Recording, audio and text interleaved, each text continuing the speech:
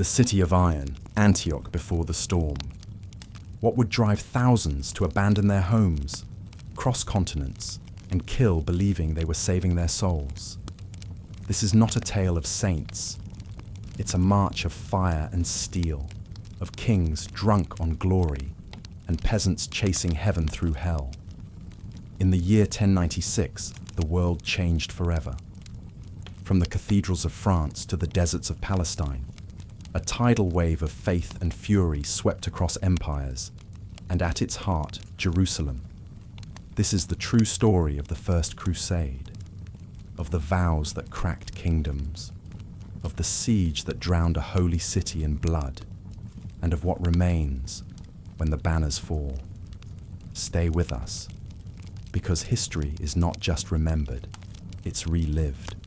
Before Jerusalem burned with prophecy, before Acre wept beneath the sword, there was Antioch, the city of iron, the gate to the east, and the crucible where gods, kings, and armies would clash in steel and scripture.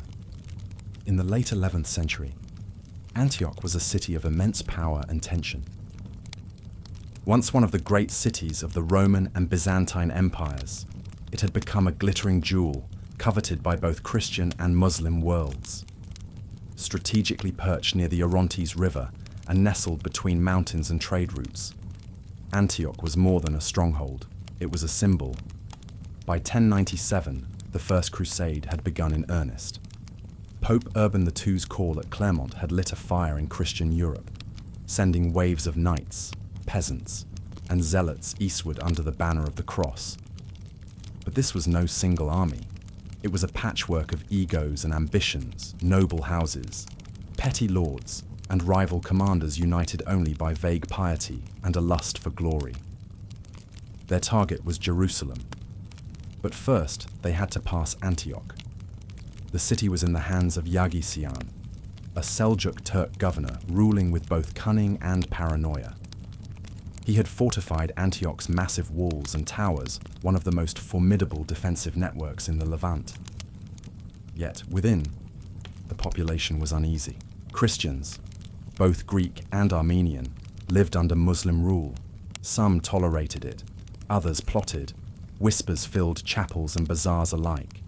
As the Crusader host approached, Yagisian panicked. He expelled the city's Christian leaders, fearing betrayal.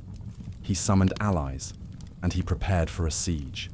The Crusaders, led by princes like Bohemond of Taranto, Godfrey of Bouillon, and Raymond of Toulouse, arrived in October 1097. But they were unprepared for what awaited them. Antioch was no small castle. It was a vast, well-supplied city, ringed with mountain-defended walls nearly impossible to encircle completely. The Crusaders lacked siege engines, food, and unity. Winter was approaching. The land around had been stripped bare, and yet they stayed. What followed was not a siege of weeks, but of months. Hunger set in. Horses were eaten, men deserted, and still the city held. But in this suffering, something darker began to grow. Rumors of relics, of visions, of divine favor began to swirl through the ranks. Some claimed to see angels, others heard saints in dreams.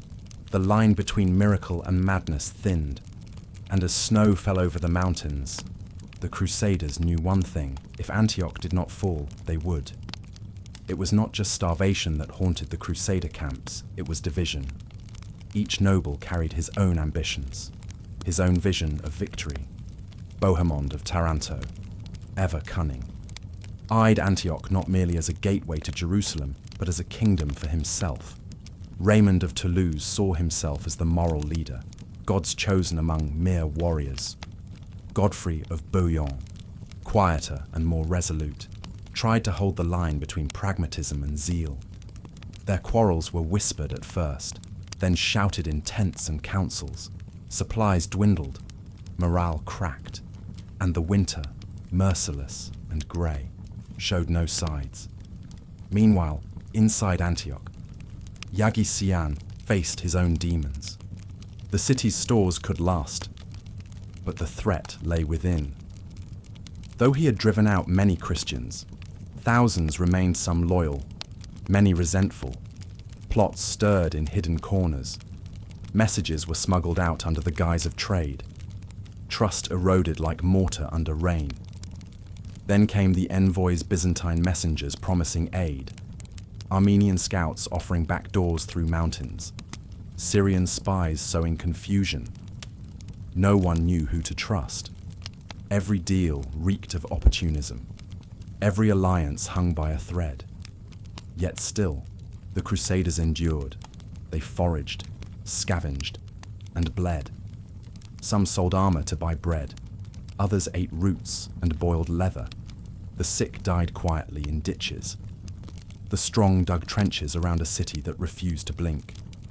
But not all within the Crusader ranks despaired. For some, the suffering became sacred. A monk named Peter Bartholomew preached that their hardship was a divine test, that God would reward the faithful with a miracle. He spoke of visions, of a holy object hidden within Antioch itself. Few believed him at first, but as weeks became months, his words took root. They offered meaning in the madness. And then came a sign. A lunar eclipse darkened the sky. Birds scattered from the trees. A tremor shook the earth. Some called it coincidence. Others, prophecy. For both within the city and beyond its walls, the storm was only just beginning. As the cold months dragged on, the Crusaders began to learn the land and its people. A network of local informants, sympathetic Christians, and even opportunistic Muslim traders emerged, feeding the Crusaders' intelligence. Some did so for coin, others out of vengeance against Yagisian's rule. These subtle alliances, never formally declared, became lifelines. A key figure emerged among them, Firuz, an Armenian officer serving within Antioch's garrison, marginalized and resentful. Firuz grew disillusioned with Yagisian's regime. His story would not unfold until later, but even in this early phase, it foreshadowed how Antioch's fate would hinge not only on swords and siegecraft, but betrayal. By early 1098, with spring slowly melting the frost, reinforcements finally began to trickle in. Genoese ships arrived at the nearby port of St. Simeon, bringing timber, tools, and hope. With these materials, the Crusaders began constructing siege towers and catapults. The balance had not shifted, but for the first time, it threatened to. Yagisian, aware of the tightening noose, sent pleas to neighboring Muslim leaders, Ridwan of Aleppo, Dukak of Damascus, even the ambitious Atabeg Kaboga of Mosul. But politics among emirs was as tangled as among Crusaders. Help would come but slowly, and not always loyally. Inside the walls, unrest simmered. Food grew tight. The Christian minority watched, harassed, feared, prayed in whispers. Yagisian became increasingly erratic, trusting few, punishing many. He knew his city was mighty, but no wall is tall enough to keep out despair. And beyond those walls, in the mud-soaked siege camps, the Crusaders too faced their reckoning. They had come for glory. They had found ruin. But they stayed, not because of hope, but because retreat was death. And in that bleak crucible, a new kind of resolve was forged. Not noble, not pure, but raw, terrible, and unstoppable. Antioch, proud and ancient, stood at the brink. Neither side knew it yet, but the siege to come would remake them both. Even the heavens seemed to hold their breath. As the siege stretched into its fourth month, a strange sense settled over the Crusader ranks. Not optimism, but inevitability. Either Antioch would fall, or they would vanish into snow and memory. There would be no retreat, no mercy, no middle ground. Bohemond, ever calculating, began laying plans beyond the battlefield. He courted loyalty from lesser lords, whispered promises of Antioch for himself. He argued that if he could find a way into the city, it should be his by right. Some agreed, others balked. But all listened because Bohemond, unlike the others, was not praying for a miracle. He was engineering one. Meanwhile, inside Antioch, Yagisian doubled down. He patrolled the walls himself, barked orders with growing fury, and punished suspected traitors with brutal swiftness. He trusted only his son, Shams ad-Dawla, and even that bond began to fray under the pressure. All the while, the citizens of Antioch, Christian and Muslim alike, became pawns in a siege neither side could control. Markets emptied, wells dried. Faith was tested not in scripture, but in survival. And then, one cold dawn, a Crusader patrol spotted movement along the ridge. Dust trails, banners, reinforcements, or doom. They could not yet know that the next phase of the siege, bloodier, more desperate, more surreal, was about to begin. Antioch stood unbroken, but the world around it was cracking.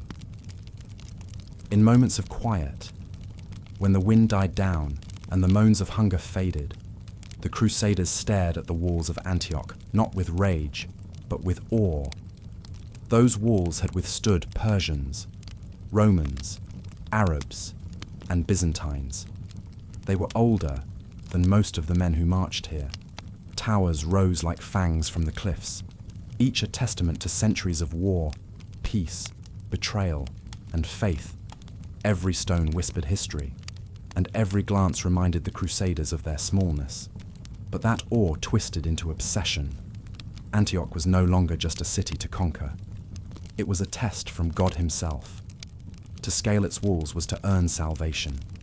To bleed beneath them was to be sanctified. That belief gave some strength and others madness. One knight, it was said, climbed a cliff alone at night, just to touch the outer stones. He whispered a prayer, left a lock of his hair wedged in the mortar, then climbed back down and died of fever the next day. His brothers said he died close to heaven. Such stories spread. Faith became feverish. Despair and ecstasy mingled like breath in the cold. And Antioch watched. It watched as armies starved themselves to stay righteous. It watched as 1,000 men died for every gainless week. It watched as its enemies fractured and plotted, and then bound themselves tighter with blood and fear. And in the shadows of both camps, a silent truth was forming. This siege would not be won with catapults or gates. It would be won with hearts broken, minds twisted, and souls set ablaze by something far more dangerous than steel conviction. And so, on the edge of spring, two forces stared across a no-man's land of corpses and mud.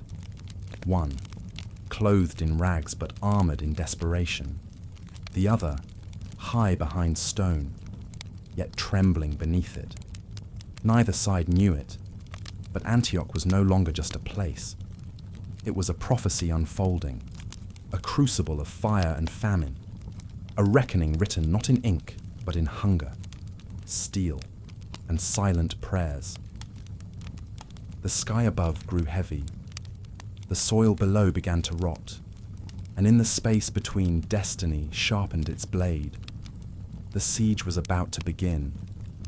Somewhere within the chaos beneath the frostbitten ground, inside the mines fevered with hunger, behind the city walls lined with archers and suspicion, Antioch waited. Not as a fortress, but as judgment. For the Crusaders, it would be the trial of resolve. Would they endure the cold, the famine, the inner rot for the defenders? It would be the test of faith. Could stone withstand the tide of desperation masked as divine will? And for all who watched from afar, emirs, emperors, merchants, monks, Antioch was the fulcrum on which the fate of the entire crusade balanced. Not Jerusalem, not yet. Here on this ragged edge of two civilizations was where the world would shift.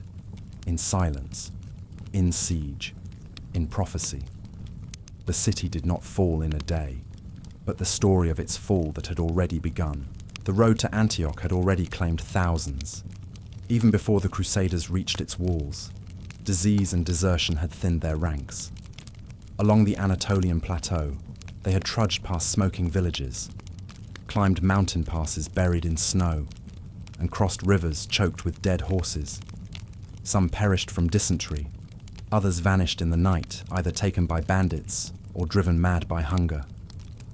And yet they kept marching, because behind them was shame, and before them was a promise.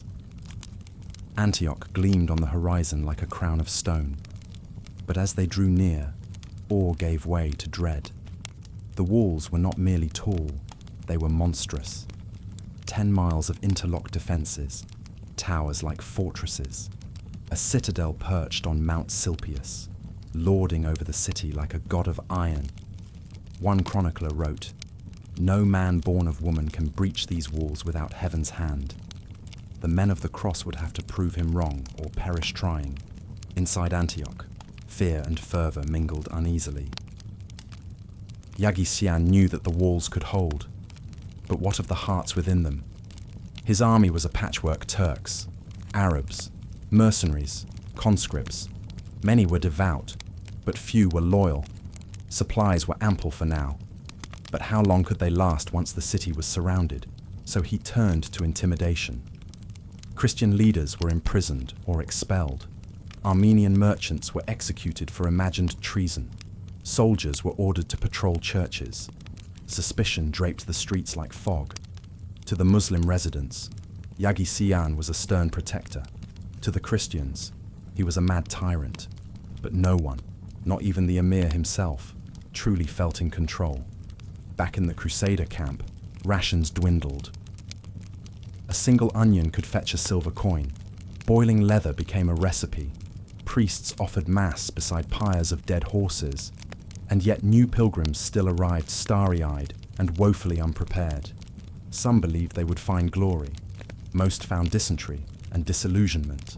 There was no single Crusader leader. Instead, there were many, and that was the problem. Bohemond maneuvered like a tactician both in war and politics.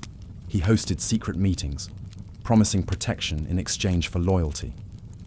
Raymond of Toulouse styled himself as the moral guardian of the crusade, constantly invoking scripture, even as he hoarded supplies. Godfrey of Bouillon remained stoic, a steady presence, though even he could not mend the rift between his peers. At night, campfires flickered like dying stars.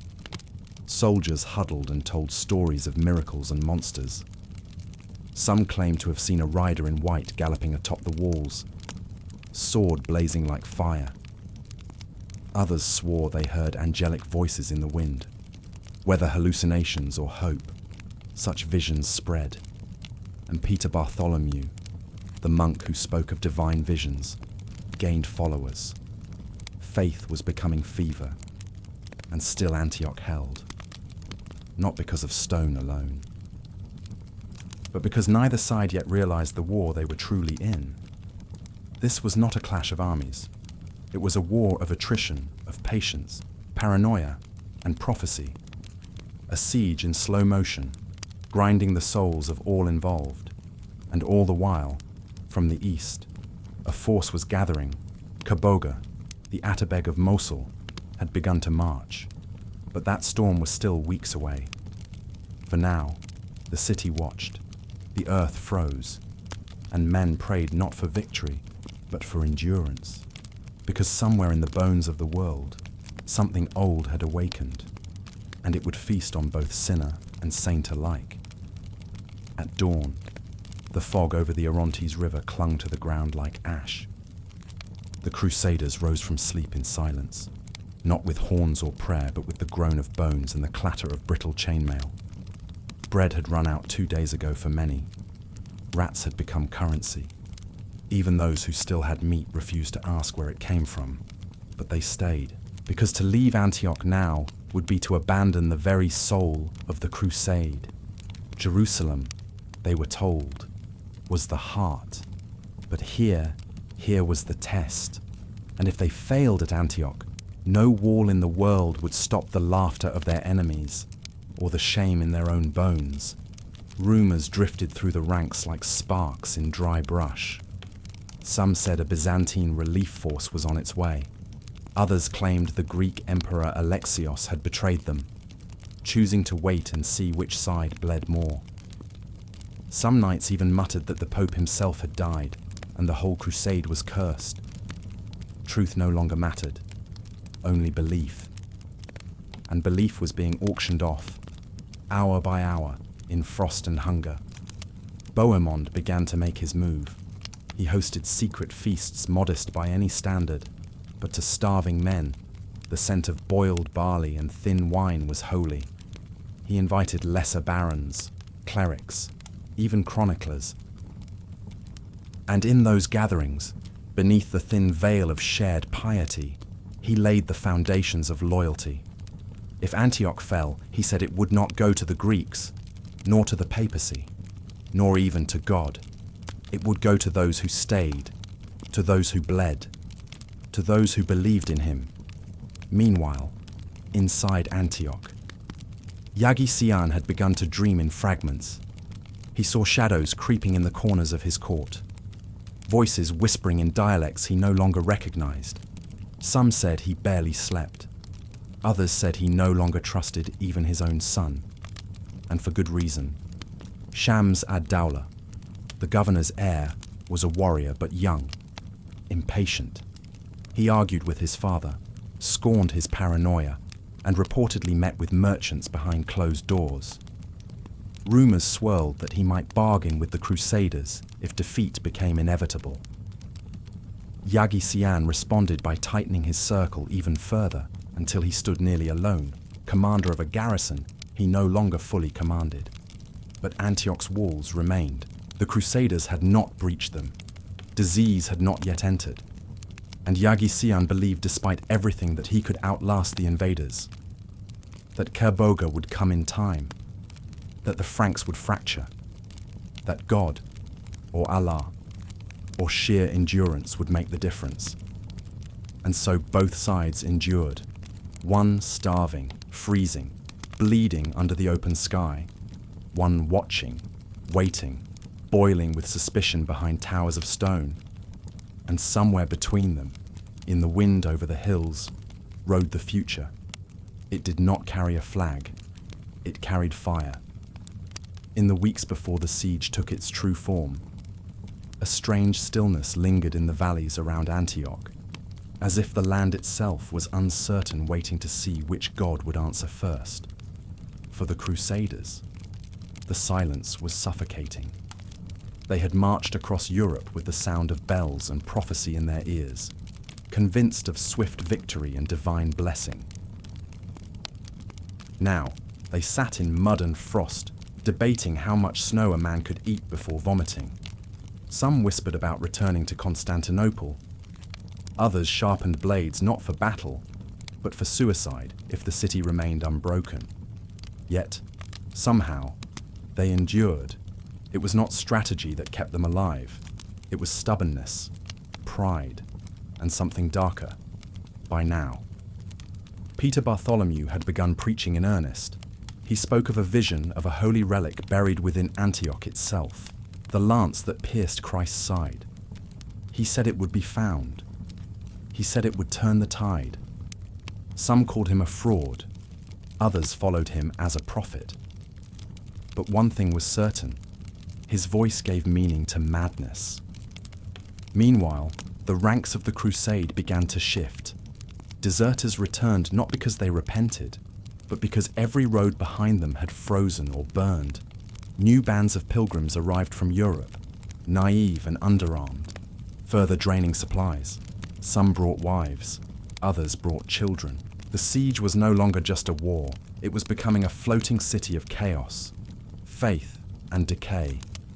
And yet, for all this suffering, no leader truly considered withdrawal, because Antioch had become more than a city. It had become a symbol. For Bohemond, it was ambition. For Raymond, redemption.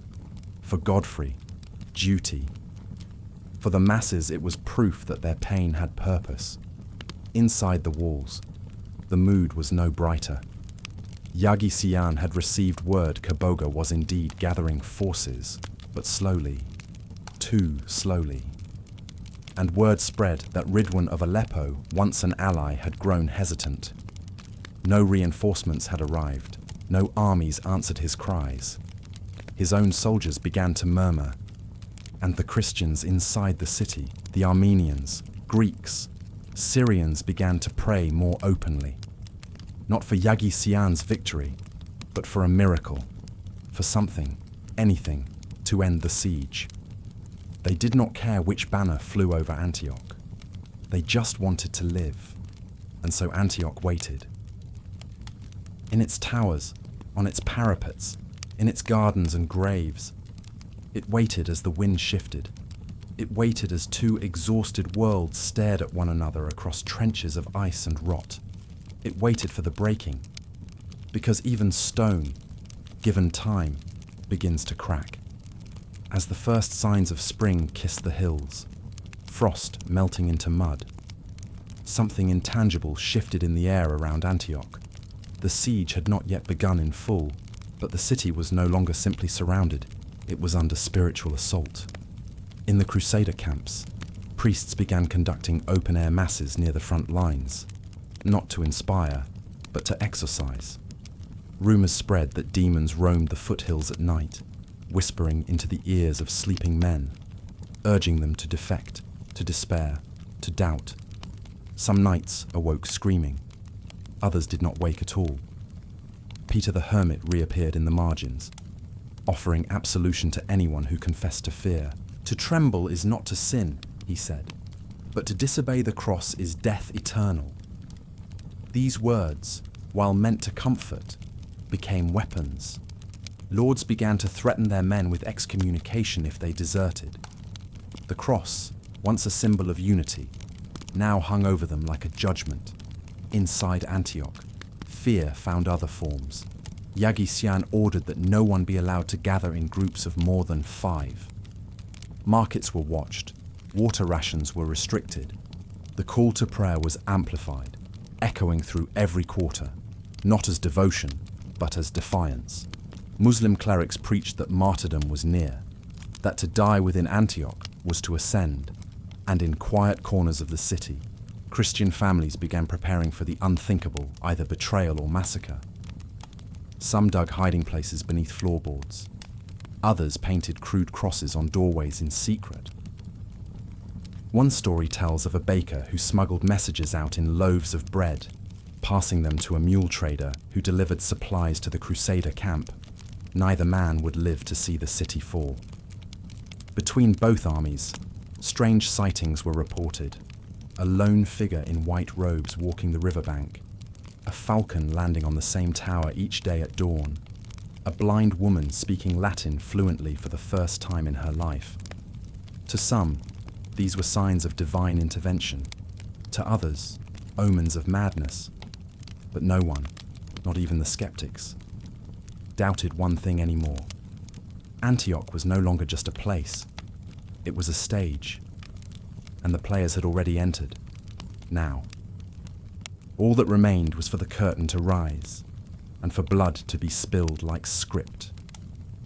Far to the north, letters continued to flow across the snow-laced mountains, over hostile borders, into monasteries and courts. Reports of the gathering siege at Antioch reached Europe slowly, fragmentedly, but each word stoked the fire that Pope Urban II had lit years before. In Rome, preachers spoke of the iron wall where heaven and hell meet. In Paris, cathedral bells rang not to call for worship, but for war. And in the Holy Roman Empire, nobles took the cross not just for salvation, but for land, for legacy. Antioch had become legend before it had even fallen. But those within its grasp knew the truth was less poetic. In the Crusader camps, bodies were buried shallow. The ground was too cold to dig. Crows fed in silence, unchallenged. The wind carried more than cold, now it carried whispers. Of betrayal, of divine fury, of promises made in desperation. And Bohemond, always watching, knew the moment was drawing near. He had received a message, a quiet oath from within the walls, a gatekeeper, weary of Yagi Sian's tyranny, had offered him a key figuratively, and perhaps literally. But to use it would mean breaking the Crusade's unity, claiming Antioch before it was won, risking excommunication, risking open war with his allies. Bohemond did not hesitate. He began gathering men, slowly, carefully, under the guise of night patrols and defensive drills. He promised nothing, but those who followed him knew something was coming. And in the city above, Yagi Sian could feel it too. He stood on the citadel tower, staring out at the tents below. So many fires, so many banners, and behind them, the unknowable rage of Christendom. He whispered to the wind, "Come, then, burn us if you must, but we will not kneel." The city did not answer, but somewhere, far off, thunder echoed, and with it came the end of peace.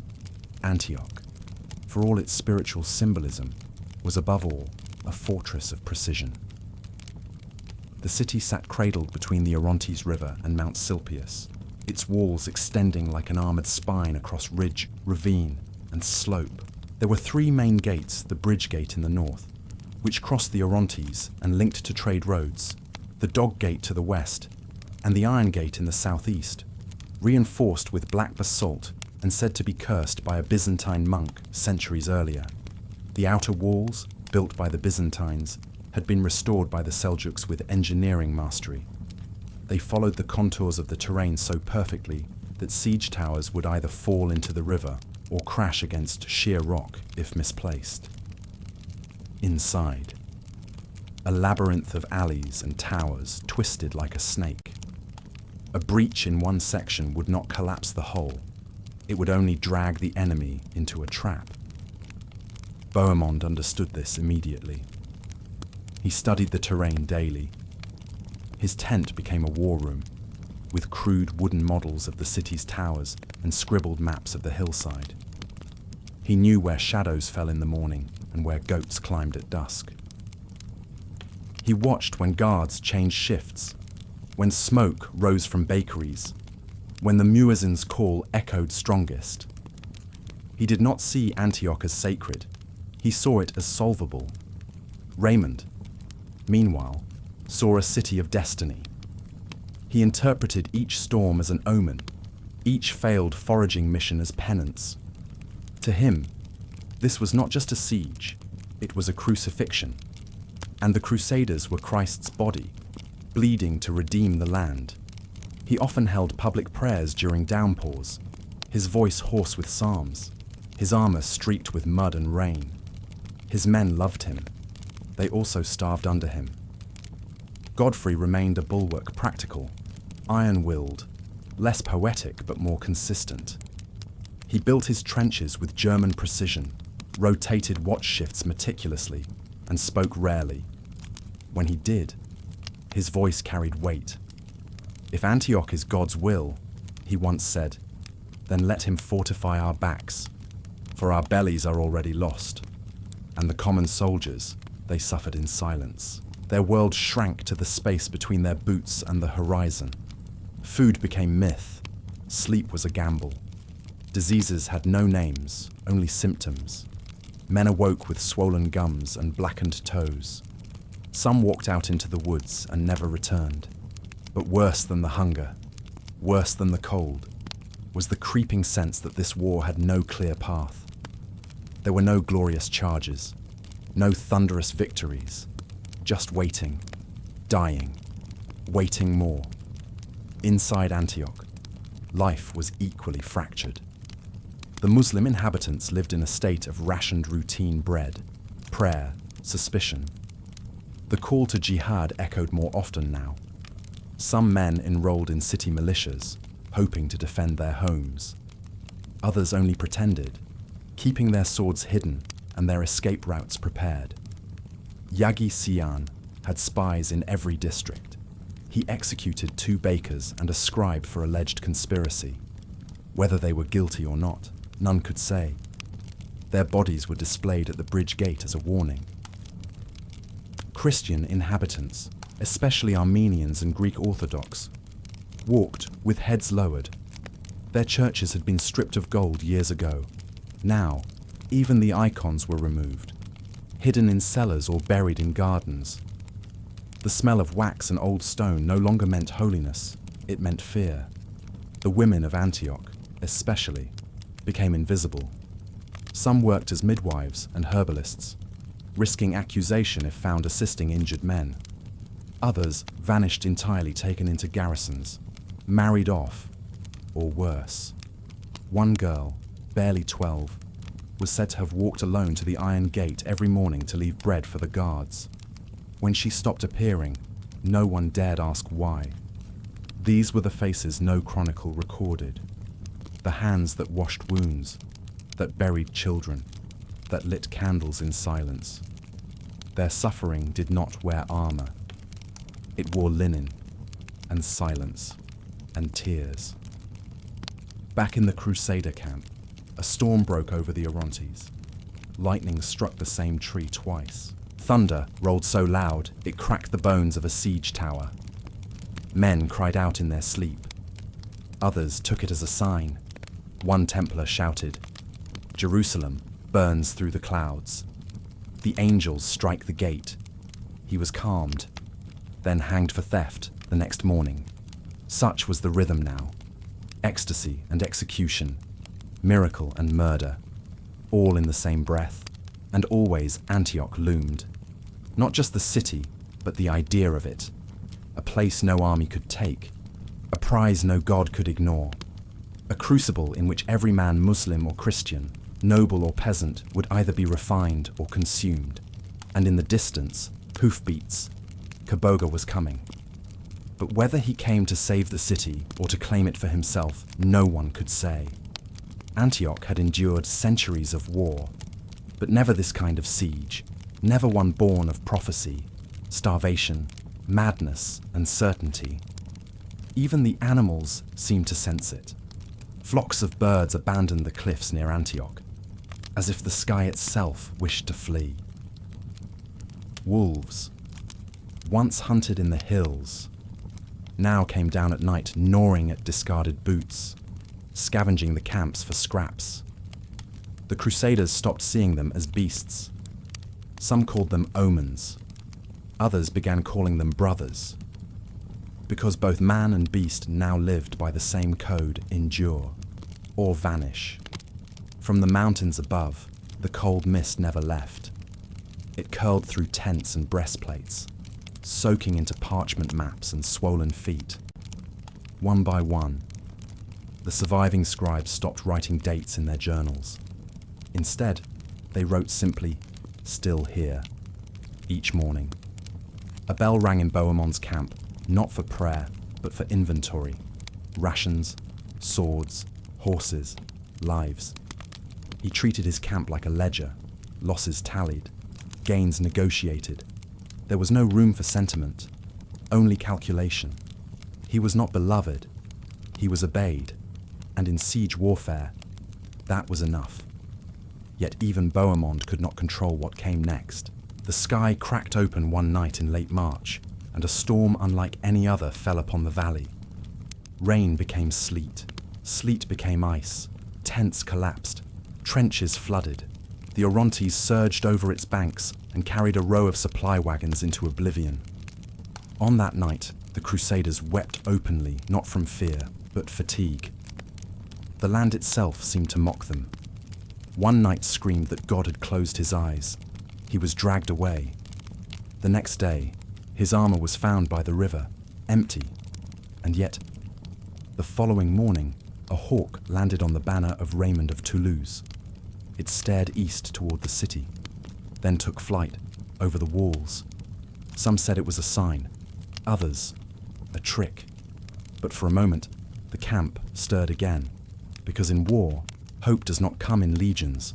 It comes in fragments, a bird, a rumor, a whisper from the walls that someone inside might open a gate.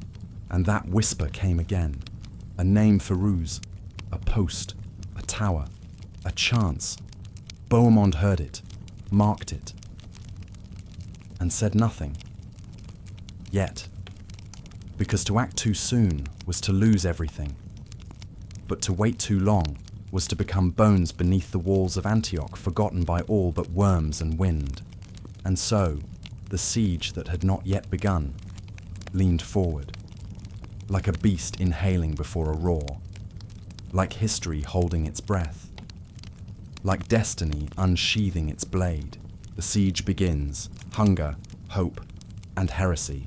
The siege began not with trumpets, but with trembling. It was April 1098. The Crusaders had now fully encircled Antioch, as best they could. The river guarded one flank, the mountains another. What remained was a patchwork of trenches, wooden palisades, and makeshift siege towers, some barely held together by rope and prayer. They were not ready, but the hunger had made them bold. Their first assaults were feeble.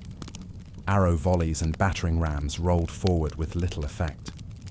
The city's walls spat fire and death in return. Boiling oil, flaming arrows, stones hurled from torsion catapults. From the towers, the defenders mocked the Crusaders, calling them infidels, beggars, pigs. Sometimes the insults were drowned out by the screams. The Crusaders had no choice but to pull back. They could not breach the walls, so they decided to wait them out. Blockade, strangle, starve. But that strategy had consequences on both sides. Outside the walls, the Crusaders began to truly suffer.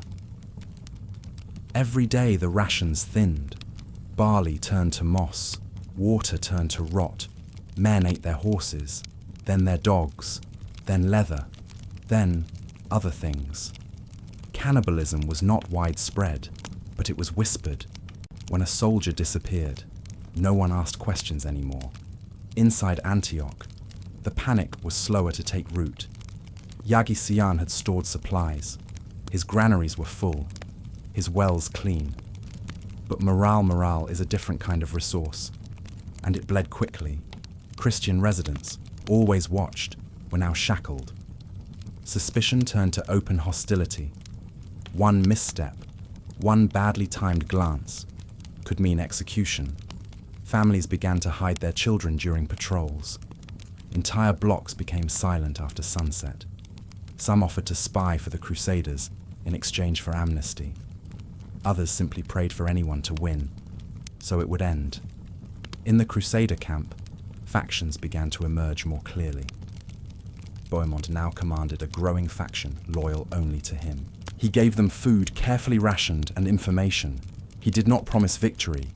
He promised that when Antioch fell, they would share its spoils, not the papacy, not the Byzantines. Them, alone. Raymond of Toulouse, meanwhile, doubled down on piety. He organized mass prayers, processions around the camp. He led barefoot rituals in the mud. His men, gaunt and hollow-eyed, began to believe that suffering itself was a virtue. If God had not yet opened the gates, then they must bleed harder to earn his favor. One morning, a knight walked into the no-man's land between the armies, carrying nothing but a wooden cross. He was shot down before he reached the walls. That afternoon, Peter Bartholomew declared that it was a sign the blood of martyrs would unlock the city. More knights followed. Some survived. Most did not. But the walls still stood. And from the ramparts of Antioch, the defenders began to notice something strange. The Crusaders were thinning, but growing louder. Their chants grew stronger. Their bonfires burned higher. Their priests preached louder. They were dying, but not breaking. And inside the city, the people began to whisper, "What if they do not leave? What if they really believe in war? Nothing is more dangerous than a starving man with nothing to lose and a god on his side." By mid-May, the siege had entered its most surreal phase where reality blurred with vision, and death became a language everyone understood. Men began to speak in tongues.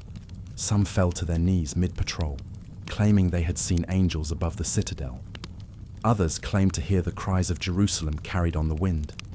One night, delirious with fever, painted a cross in his own blood across his tent, and refused food for 7 days before dying with a smile on his lips. Peter Bartholomew, no longer just a preacher, but a prophet in the eyes of many, proclaimed that the Holy Lance, the very spear that pierced Christ's side, was hidden beneath the city of Antioch. God, he said, had chosen them to find it, to wield it, to turn the tide. Raymond of Toulouse embraced this revelation with fire. He ordered a fast across his army. No bread, no meat, no complaining. Suffering was the furnace in which their destiny would be forged. His priests said the lance would be revealed when their faith was pure enough. When the last doubt had died, Bohemond watched all this with contempt and calculation. He made no such proclamations. He held no mass fasts. He instead quietly strengthened his bond with a contact inside the city, Firuz, an Armenian tower commander. Firuz was growing desperate. A minor officer under Yagi Sian. He had been overlooked, underpaid, and mocked. He saw how the tide was turning. He feared what would happen if the city fell without his help. He reached out to Bohemond through coded messengers, offering a chance, just one, to open a gate. But Bohemond waited, because if he acted too soon, Raymond would claim the credit. The papacy would intervene. Worse, Alexios of Byzantium might return and demand the city under imperial treaty. So Bohemond did what he did best. He waited in plain sight. He fed his men just enough. He whispered about betrayal. He built siege weapons that never launched. He let others starve, pray, and die until they were weak enough to follow. Then, on the morning of June 2nd, word came Firuz was ready. A tower on the southeast wall, a midnight signal, a rope ladder, one chance. Bohemond gave the order, but not to everyone. Only his most loyal men were told. Not Raymond, not Godfrey, not the Pope's envoys. This was to be his miracle, and under the cover of a storm, while the city slept and the Crusader camp pretended to mourn another lost skirmish, a small band of knights crept to the foot of the wall, carrying silence like a sword. Firuz opened the gate, and history opened its mouth. The gate swung open like a sigh from the underworld. Bohemond's chosen men slipped through 50, then 100, then more. Faces painted with ash, armor muffled with rags, blades drawn but held low. The city before them was still and unaware. Antioch, for all its might, had not expected betrayal from within. Firuz met them at the base of the tower. He did not speak. He simply pointed first to the inner gate, then to the barracks, then to the guardhouse. Bohemond nodded. His men fanned out like smoke. Within moments, chaos ignited. The alarm went up, but too late. Crusaders already flooded the lower quarter, slicing through surprised guards, breaking through shuttered homes, kicking down temple doors. Torches lit alleys aflame. Metal met flesh in the narrow corridors. The garrison, scattered and disoriented, tried to rally but found themselves trapped between advancing invaders and their own panic. Yagi Sian, roused from sleep, tried to organize a counter-offensive, but the command chain had already snapped. Some of his officers fled, others refused orders. The Armenian minority within the city erupted into rebellion, opening more gates, setting fires, attacking soldiers. Realizing the fall was imminent, Yagi Sian did the unthinkable. He fled, disguised as a commoner, with only a few guards. He escaped through a lesser postern gate on the eastern wall and rode into the hills. His son, Shams ad-Dawla, attempted to hold the citadel, but with no reinforcements, no morale, and no plan. He soon surrendered. The Crusaders now swarmed the city in full. By sunrise, Antioch, the unconquerable fortress, was theirs. But what followed was no holy celebration. It was slaughter. The streets ran red as Crusaders, furious and half-mad from months of starvation, unleashed their fury. Muslim defenders were cut down en masse. Those who surrendered were often slain regardless. Homes were ransacked, mosques were desecrated. Even some Christian households were mistaken for enemies and burned. Bohemond tried to restore order, but too late. For hours, the city echoed with screams, steel, and breaking stone. When it finally subsided, bodies clogged the streets. The stench of fire and blood overtook incense and prayer, and still, there was no rest. Because as the Crusaders looted their prize and Bohemond hoisted his banner over the walls, a new enemy approached. Kerboga had arrived. Kerboga's army was not a rumour anymore. It was real, and it was near. Word reached the Crusaders within hours of taking the city. Scouts reported a force tens of thousands strong, marching from Mosul with discipline, banners, and vengeance. Kerboga had gathered Turks, Persians, Arabs, a coalition forged not in loyalty, but in purpose. He was coming not just to reclaim Antioch, but to annihilate the Crusaders entirely. Panic spread through the blood-stained streets. Antioch, though conquered, was in ruins, its walls damaged, its gates unstable, its granaries looted. The Crusaders had no food, no fresh horses, and barely any strength left to hold a knife, let alone another siege. Bohemond acted quickly. He fortified the citadel, doubled patrols, and seized sole command over the city's defences. Raymond protested, arguing that the city belonged to all or to Christendom. Bohemond countered. He had taken the city. His strategy had succeeded. His banner flew over the gate. Tensions flared. The unity that had cracked now shattered entirely. As Kerboga's vanguard approached, many Crusaders considered fleeing. Some did. Others begged Bohemond to negotiate, to offer ransom, to escape. He refused. Instead, he summoned the knights, the priests, the desperate. And Peter Bartholomew stepped forward once more, announcing that the time had come. The lance of Longinus, the holy relic, had been revealed to him in a vision. It was buried beneath the church of St. Peter. With no better hope, and with death pressing in from the east, they dug. For hours, then days. They found nothing, until Peter himself leapt into the pit, dug with his own hands and unearthed a rusted iron point. A relic, a trick, a coincidence, no one knew. But in that moment, belief returned like fire to dead wood. The lance was paraded through the streets. Priests sang hymns. Wounded men stood. The Crusaders, now trapped within the city they had bled to capture, began preparing not for surrender, but for battle.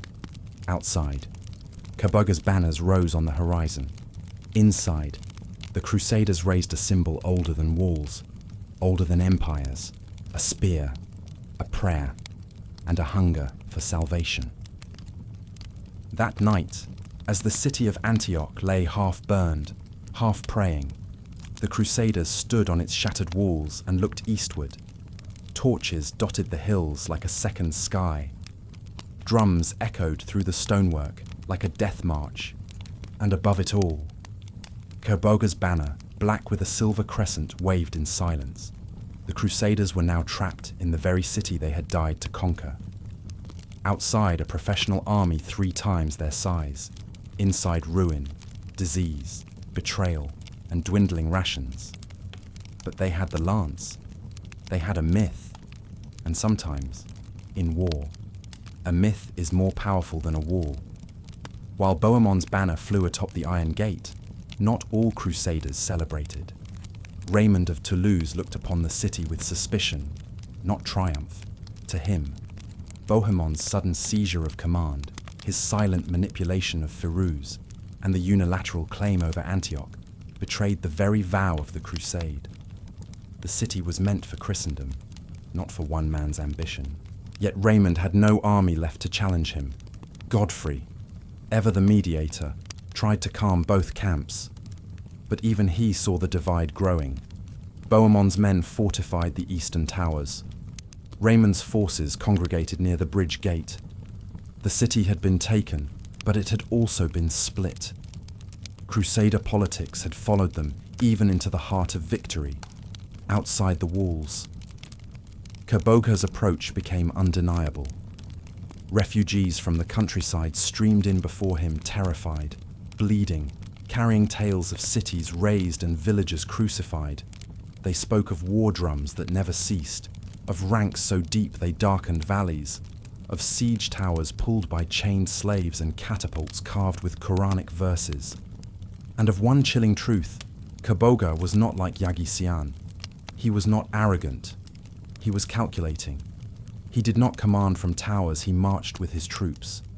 He executed deserters. He praised martyrs. He had no tolerance for weakness and no mercy for crusaders. When his vanguard arrived at the walls of Antioch, they did not demand surrender. They encircled the city in silence, and so began the second siege of Antioch. Inside, fear once again took root. The crusaders, already hollowed by starvation, had no food left. The looting of the city had provided treasure, not grain. The wells were fouled. Corpses, unburied from the battle, began to rot in the alleys. Rats multiplied. Fever spread. Morale cracked. Men began deserting in the night, some trying to escape through the mountains, others throwing themselves into the Orontes and letting the current decide their fate. It was in this moment of despair that Peter Bartholomew declared his vision that the Holy Lance, the very weapon that pierced Christ's side, was buried within the city. Skepticism flared. But what choice did they have? Raymond ordered the dig to begin. For hours, they tore up the floor of the Church of St. Peter, striking stone, clay, bone, but no relic. Mockery rippled through the camp, until Peter himself descended into the pit. And after moments of silence, he cried out. He held aloft a rusted spearhead. Was it truly the lance? No one could know. But men wept. They cheered.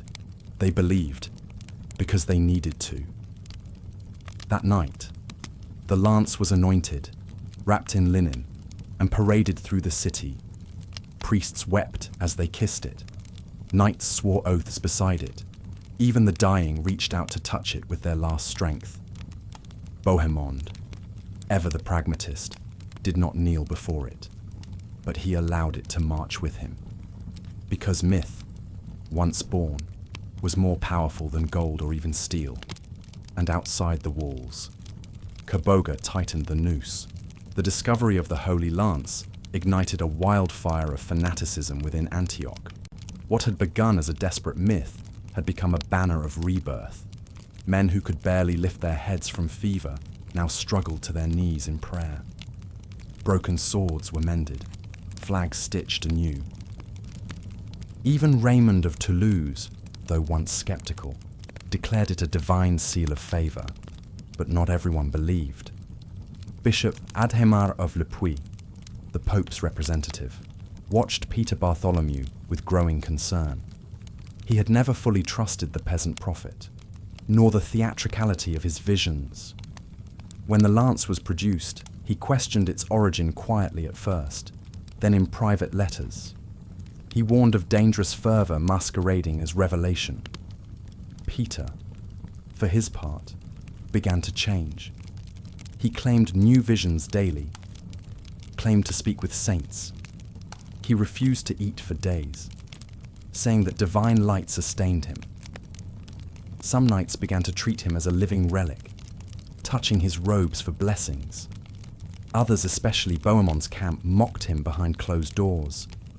But belief is contagious, and in a starving city facing certain destruction, Peter's madness offered something no lord could provide: purpose. Meanwhile, outside the city, Kerbogha's forces completed their encirclement. They built their own siege lines. They cut off access to the river. No messenger could enter or leave. They brought massive siege towers and mobile shields. Engineers began constructing trenches and ramps. And unlike the Crusaders, Kerbogha's army was fed, paid, and disciplined. He also brought with him a powerful weapon diplomacy. Kerboga sent envoys to the Crusaders not to negotiate peace, but to divide them. He offered clemency to those who surrendered early. He praised Raymond's piety, subtly sowing distrust between him and Bohemond. He offered safe conduct to Ademar's clergy. Some envoys even tried to bribe deserters. Bohemond, seeing the cracks forming again, moved swiftly. He gathered the surviving leaders, Raymond, Godfrey, Tancred, Ademar, and made his case. Fight now, or die.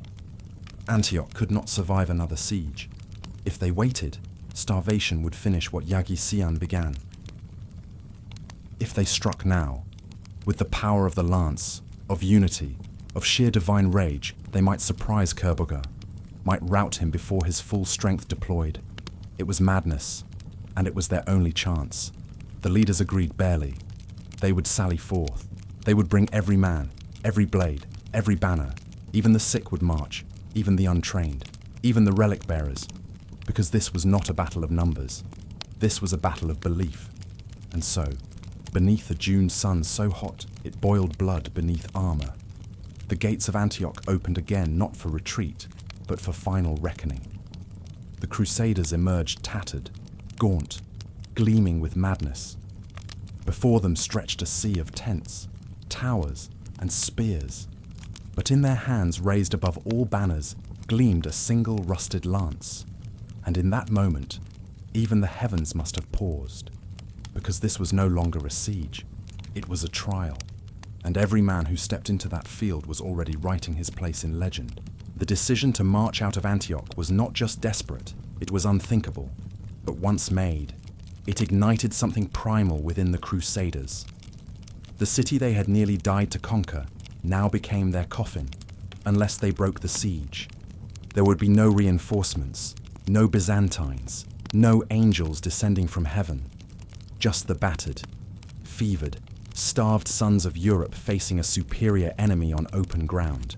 And yet, the preparations began.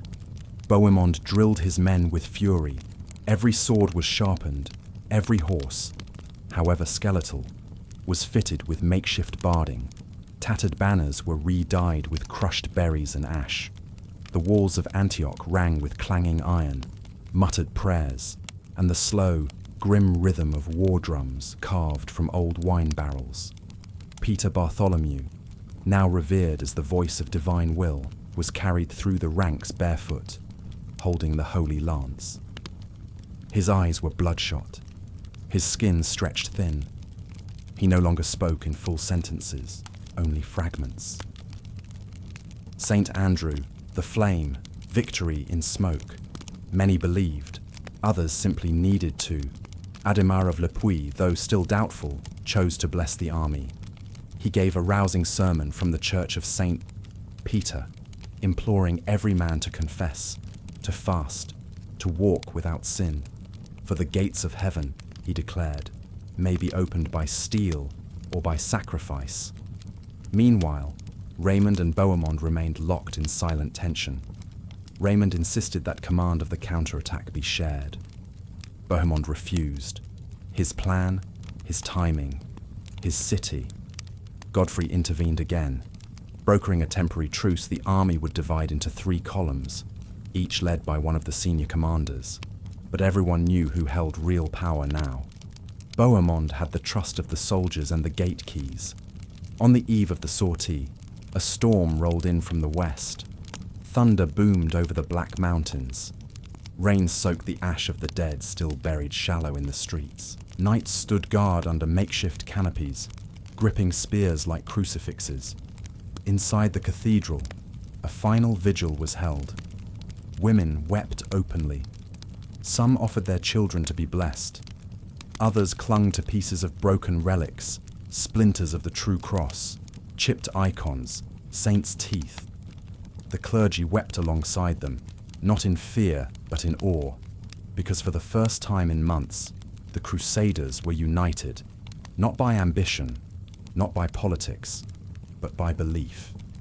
Bohemond stood alone atop the citadel, staring into the storm. Behind him lay a city he had bled to win. Ahead, Kerboga, and a future written only in blood. He whispered to the rain, "Let God choose now." And in the morning, just before dawn, the gates of Antioch were thrown open. The Crusaders emerged not as an army, but as an eruption, gaunt, barefoot, some shirtless, all armed. At their center, a priest bearing the lance. At their sides, nobility, mercenaries, thieves, monks. Before them, annihilation. Behind them, salvation. The second siege had ended. The battle had begun. The storm within, Antioch besieged again. They stepped out like ghosts. From the broken gates of Antioch, the Crusaders poured onto the field at dawn. No shining armor, no blaring trumpets, only gaunt faces, cracked lips, and hands clenched around rusted steel. The holy lance clutched by Peter Bartholomew led them like a second standard. Above, the sun rose behind dark clouds, casting long shadows across the valley, and waiting across the field, as vast and still as the sea before a storm, stood Kaboga's army, tens of thousands, organized, fed, armored, rested. Turkish cavalry lined the flanks, their horses snorting steam into the cool morning air. Behind them, infantry from Persia and Aleppo held position, shields raised, javelins ready. Siege towers stood abandoned. Now unnecessary Antioch had fallen, but its new masters refused to stay behind their walls. Kaboga watched from a rise, mounted on a white charger, veiled in silence. His officers urged him to wait, to crush them at the gates. "Let them come to us," they said. "They are half dead already." But Kaboga shook his head. "They believe they are angels, and angels fight hardest before they fall." The Crusader army split into 3 columns. On the right, Bohemond and his Norman knights. Mounted though, weakened. Their shields painted with black crosses and red lions. On the left, Raymond of Toulouse, leading a ragged force of southern Frenchmen, many barefoot, chanting psalms with each step. In the center, Godfrey of Bouillon, flanked by priests, standard bearers, and relic carriers. The holy lance gleamed above them like a spike of defiance. Then without warning they charged. No drums, no signal, just fury. Bohemond's cavalry smashed into the Turkish flank with unexpected speed. The Normans, though few, fought like men possessed. Their horses kicked through shield walls, their lances shattered bones. Every shout was a prayer, every kill a benediction. Raymond's men surged forward, their psalms turning to screams. They crashed into the enemy center, losing formation but not momentum. Swords met scimitars. Spears broke on shields. Blood sprayed across banners, but they did not stop. In the center, Godfrey advanced like a wall of conviction. Behind him, the relic glowed in the morning light. One Muslim chronicler later wrote, "It was as if the sun had caught fire in their hands." Kaboga, seeing his lines falter, hesitated. It was his fatal mistake. He had planned for a siege. He had not planned for martyrdom. And martyrdom united, famished. Delirious was a weapon deadlier than siege towers. He ordered his cavalry to encircle the Crusaders, but it was too late. The front ranks broke. Officers fell. Flags dropped. Some of his allies, already mistrustful, began to retreat. Rumors spread. The Franks are invincible. They have holy fire. The spear drinks blood. Within hours, a disciplined siege became a rout. Kaboga fled. The Crusaders stood, breathless, in a field of bodies. Victory. Impossible. Unbelievable. Real. Their cries rose like thunder. Some fell to their knees. Others kissed the bloodied ground. A few simply stood, stunned by the fact that they were still alive. The holy lance was raised high, and Antioch rang with a single word, Deus vult. The field after the battle was not silent, it was stunned. The Crusaders wandered among the corpses like men walking through a dream. Some searched for brothers, others simply wept. A few, unable to process what had just occurred, wandered out into the hills and never returned. A knight was found hugging a dead Turkish soldier, murmuring prayers for both their souls. Another was seen washing blood off the Holy Lance with tears. It wasn't just a military victory, it was a spiritual earthquake. Inside the walls of Antioch, bells rang out until the ropes snapped. Women came from cellars to gather water again. Children crept from behind fallen carts to peek at the victorious warriors, most of whom could barely stand. They had faced annihilation and delivered it instead. Peter Bartholomew was paraded through the streets, lifted on a broken shield like a saint. He said nothing. His eyes were glazed. His body barely moved. But the people cheered him as the man who had touched heaven. Bohemond, meanwhile, wasted no time. He ordered the gates sealed, barricades erected, scouts sent. Kaboga had fled. Yes, but so had most of the Crusaders' supplies. What remained was a city filled with the dead and a victorious army with no food. Worse still, the victory had clarified something Bohemond had always feared. There would be no more shared command. He had saved Antioch, his plan, his negotiations, his leadership. Now, he wanted it in name. Raymond, predictably, refused. He argued the city was a sacred prize meant for all Christendom, not just one man. He accused Bohemond of ambition, of manipulating Firuz, of playing politics while men starved. Bohemond responded with iron. He garrisoned the citadel, refused entry to Raymond's troops, declared himself Prince of Antioch. Godfrey remained neutral publicly. Adhemar, worn and pale, tried to mediate, but his voice had faded. The men now listened to Bohemond, or to Peter, and Peter had changed. He began giving sermons in the square, barefoot and bleeding from self-inflicted wounds. He spoke of visions of St. Andrew, of God's approval, of new relics buried in nearby hills. He warned that not all in the city were true believers. Demons walk in men's robes. He cried, "The lance has revealed them." Whispers of heresy began to spread. Some soldiers, convinced that Antioch was now a holy city, started hunting non-believers. A merchant was stoned for refusing to kneel before the relic. An Armenian priest was accused of sorcery and drowned in the Orontes. The city had survived the Muslim siege, but it now bled from within. Meanwhile, the world began to listen. Messengers spread word of the miracle at Antioch, how a starved, fractured army had defeated a vastly superior force through divine intervention, how a holy lance had been unearthed and turned the tide, how angels had allegedly appeared in the sky. In Europe, cathedrals filled again, donations flowed, new knights took the cross. Even the Pope, upon hearing of the victory, reportedly wept and ordered 3 days of feasting. But he also asked who now led the crusade, and that was the question no one in Antioch could answer.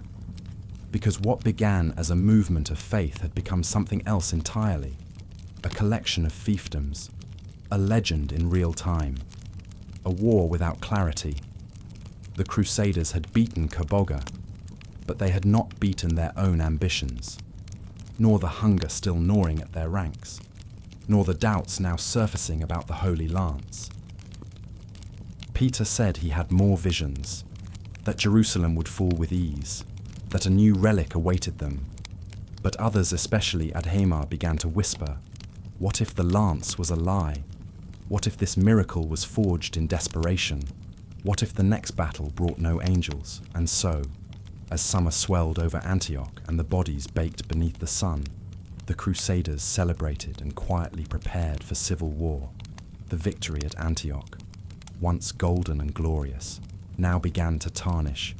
It started with whispers, small doubts, barely audible among the clatter of rebuilding. A priest here, a knight there, questioning the origin of the lance. Not loudly, not yet, but the seed had been planted, and doubt, like rot, spreads in silence. Adhémar of Le Puy, the papal legate, grew increasingly troubled. Though he had marched beneath the symbol of the lance, he had never truly believed it divine. Now, with Peter Bartholomew claiming new visions daily, some grand, others incoherent, Adhémar began to fear that faith had given way to delusion. He confronted Peter privately. The exchange was brief, heated. Peter accused the bishop of cowardice, of resisting divine will. He called him a relic of a lesser age, a shepherd who feared his own flock. Adhémar, deeply shaken, withdrew. He stopped attending the daily parades of the lance.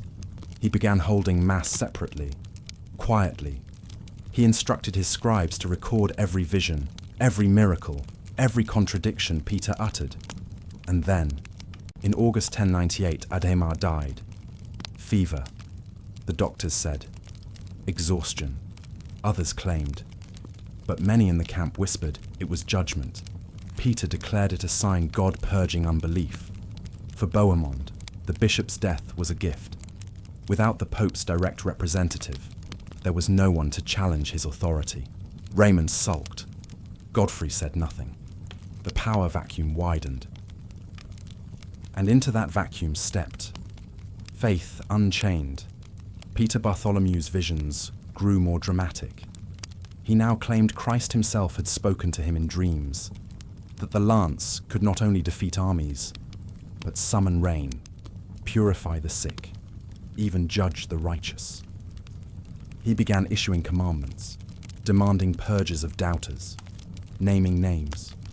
Some knights obeyed, others began to fear him. The holy relic that had saved the Crusade was now tearing it apart. Bohemond, ever the strategist, remained silent.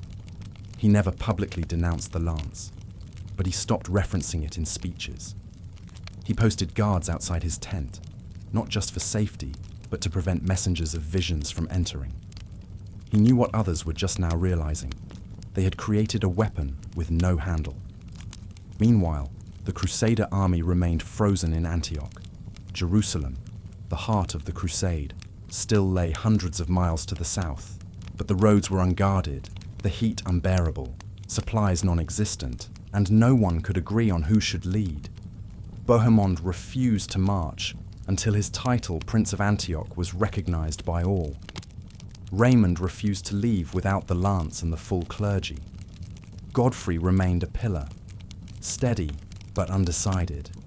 The unity forged in blood had evaporated.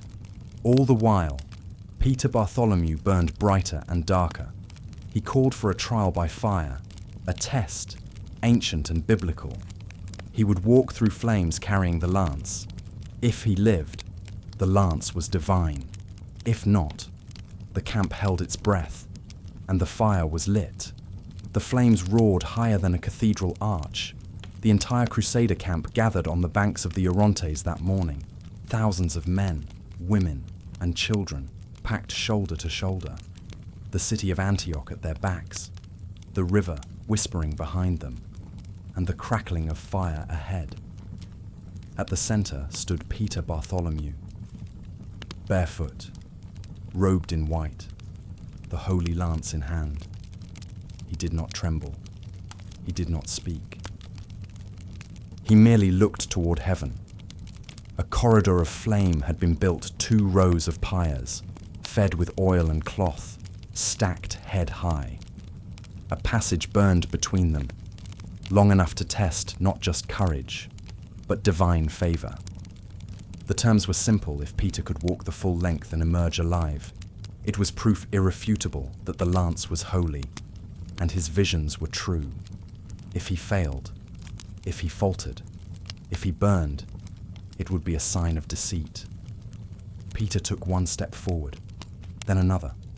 The fire swallowed him whole. For several heartbeats, no one breathed, then a shape.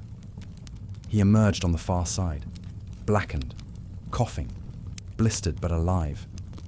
The crowd erupted. Some screamed. Others dropped to their knees. A few fainted. Peter collapsed into the arms of his followers, muttering unintelligible prayers. He was carried away in a stretcher, the lance still clutched in his hand, knuckles white. But the silence that followed was different. Yes, some believed. Some were even more convinced than before, but others had seen the way he staggered, the way the fire had clung to his skin, how long he had lingered in the flames, how violently he coughed. And as the hours passed, the story began to shift. By nightfall, Peter was feverish. His skin bubbled, his breath shallow. Within a week, he was dead. The relic that had delivered them from annihilation had now consumed its prophet. And the Crusader army splintered all over again. Raymond's faction declared the lance a fake, Peter a fraud, and Bohemond a usurper who had manipulated the faithful for his own gain. Bohemond's men declared Peter a martyr, Raymond a traitor, and Antioch the New Jerusalem. Godfrey tried to mediate, but few listened anymore.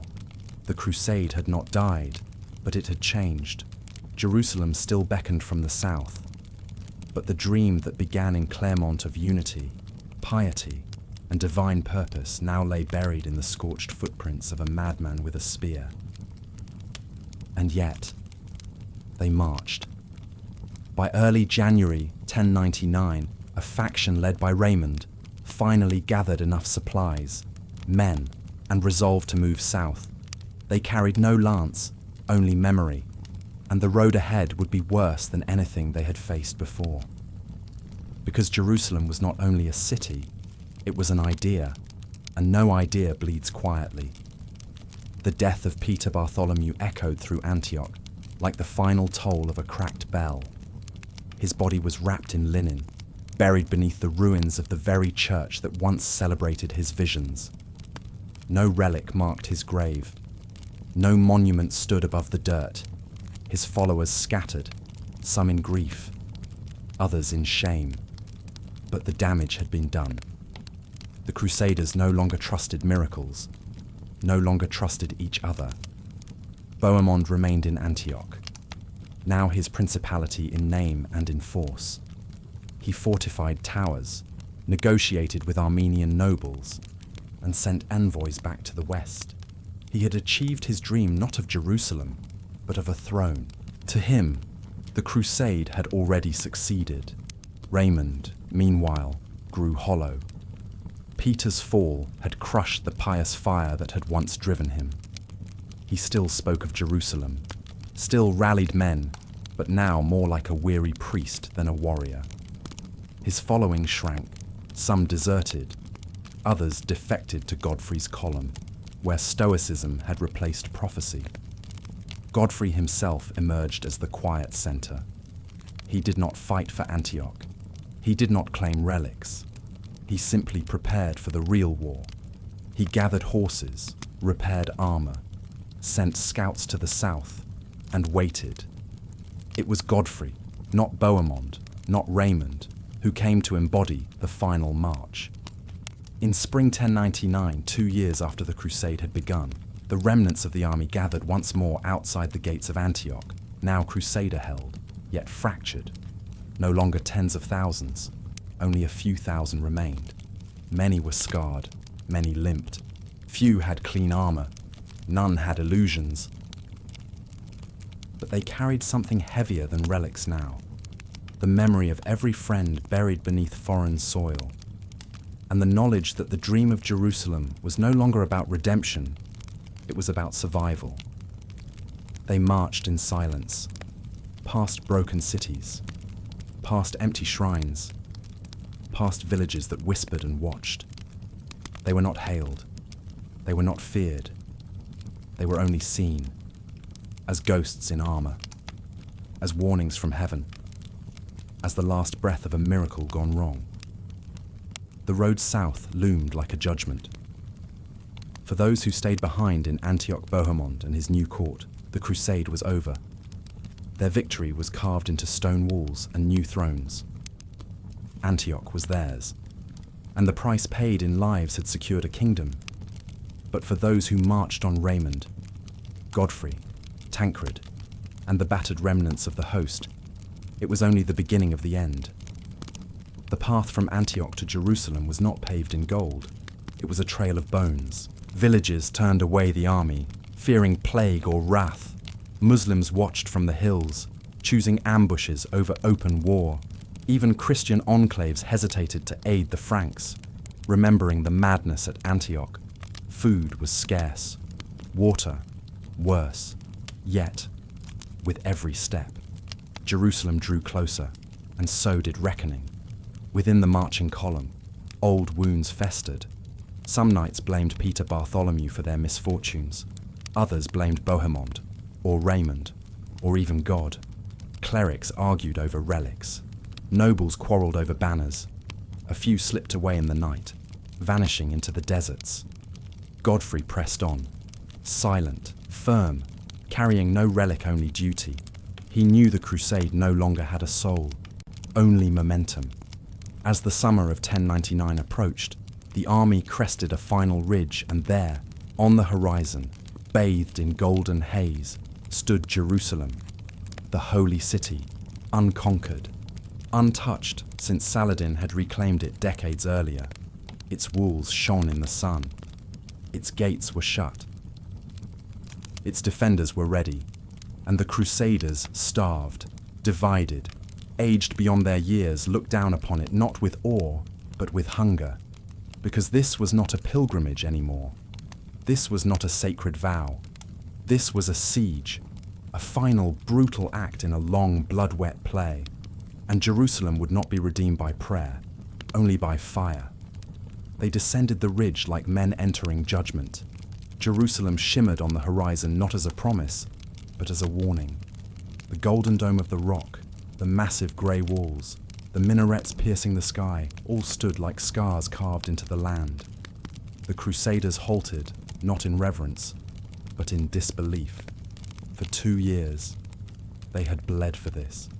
And now that it stood before them, real and radiant, many did not cheer. They merely stared. It had become a ghost in their minds, an ideal wrapped in prayers and blood. To see it now, so tangible, so close, was almost painful, because deep down, they knew they were no longer pilgrims. They were invaders. Their arrival did not go unnoticed. Inside Jerusalem, Iftikhar al-Dawla, the Fatimid governor, began preparations. He had heard of Antioch. He had heard of Kerbogha's defeat, of the Holy Lance, of the fire-mad prophet who burned. He did not underestimate the Crusaders' resolve, but he also did not fear them. He closed the gates, burned the outer crops, poisoned the wells outside the city, and waited. Meanwhile, the Crusaders set up camp, not a mighty siege army, but a limping remnant. They had perhaps 12,000 fighting men left of the original 60,000 who had crossed Europe. There were no siege engines, no ladders, no reserves, only memory, only desperation. Godfrey called a council. Raymond, Tancred, and the remaining leaders gathered. Arguments flared, supplies were low, morale lower. The city was massive, fortified, and prepared. Some called for negotiation, others for prayer, still others for a final, suicidal assault. Then, something extraordinary happened. A group of Genoese sailors arrived at Jaffa, a port to the west. They brought timber, tools, and news more supplies might follow if the port could be secured. Raymond, seizing the chance, took men west to protect the Genoese. With their help, crude siege towers began to take shape. Engineers worked day and night. Oxen were harnessed. Rope was twisted. Fires were kept low to avoid detection. Jerusalem would not fall to miracle. It would fall, if it did, by sweat and splinters. Still, tension crackled. The divisions of Antioch had not healed. Raymond and Godfrey barely spoke. Tancred's men brawled with those from Toulouse. Priests preached penance. Some soldiers whipped themselves, confessing sins by firelight. Others simply sharpened blades in silence. Then came the final procession. In early July, the Crusader army tattered, limping, fevered, circled Jerusalem barefoot, chanting, singing psalms. A vision reenacted from Jericho. The defenders watched from the walls. They mocked, laughed, threw refuse down upon the pilgrims. But the Crusaders did not look up. They marched in silence, around the city, once, twice, 7 times. And on the final day, they struck. They marched in circles barefoot, blistered, broken. 7 times around the city of Jerusalem. A reenactment of Jericho, a prayer with footsteps, a ritual of desperation. As they limped along the outer roads, under the merciless Levantine sun, the Crusaders bled from their souls and their spirits. But still they sang, Te Deum Laudamus. Dust clung to their robes. Ravens circled overhead. On the walls, Muslim defenders hurled mockery, stones, chamber pots. But the Franks did not raise shields. They walked, heads bowed, eyes glazed, because for them, this was no longer just war. It was a resurrection. Behind them, engineers worked through the nights. Wood from Genoese ships became ladders, towers, rams. Blacksmiths hammered nails from scraps. Armor was patched with boiled leather. Boiling oil was prepared not by Muslims, but by Crusaders for use in assault. No trick, no tactic, no symbol was spared. They had come too far, lost too much, and though the unity of the First Council had long shattered, though Bohemond ruled in absence, Adhemar lay buried in Antioch, and Peter Bartholomew's ashes scattered in wind, they still had one thing left. The belief that Jerusalem was their destiny. Godfrey, solemn and steel-eyed, was the last of the original leaders standing without a crown, a title, or a scandal. He did not preach, he did not prophesy, but every morning men gathered around his tent, asking one question. When do we take the city? Raymond fasted, Tancred trained, the priests whipped themselves nightly, even the horses were blessed. And then, on July 13th, 1099, just 2 weeks after their ritual march, they began the assault. 2 siege towers, swaying and groaning like drunken giants, rolled toward the walls. Arrows darkened the sky. Boiling water hissed from above. Shields splintered. Helmets cracked. The Crusaders roared like animals, but climbed like angels. Godfrey's men breached first on the northern wall. A knight named Ludolf of Tournai was the first to leap onto the battlements. He did not last long, but his blood marked the path. More followed. Within hours, the northern gate was breached, and then Jerusalem opened. Not like a flower, but like a wound. The moment before impact was not silence but prayer.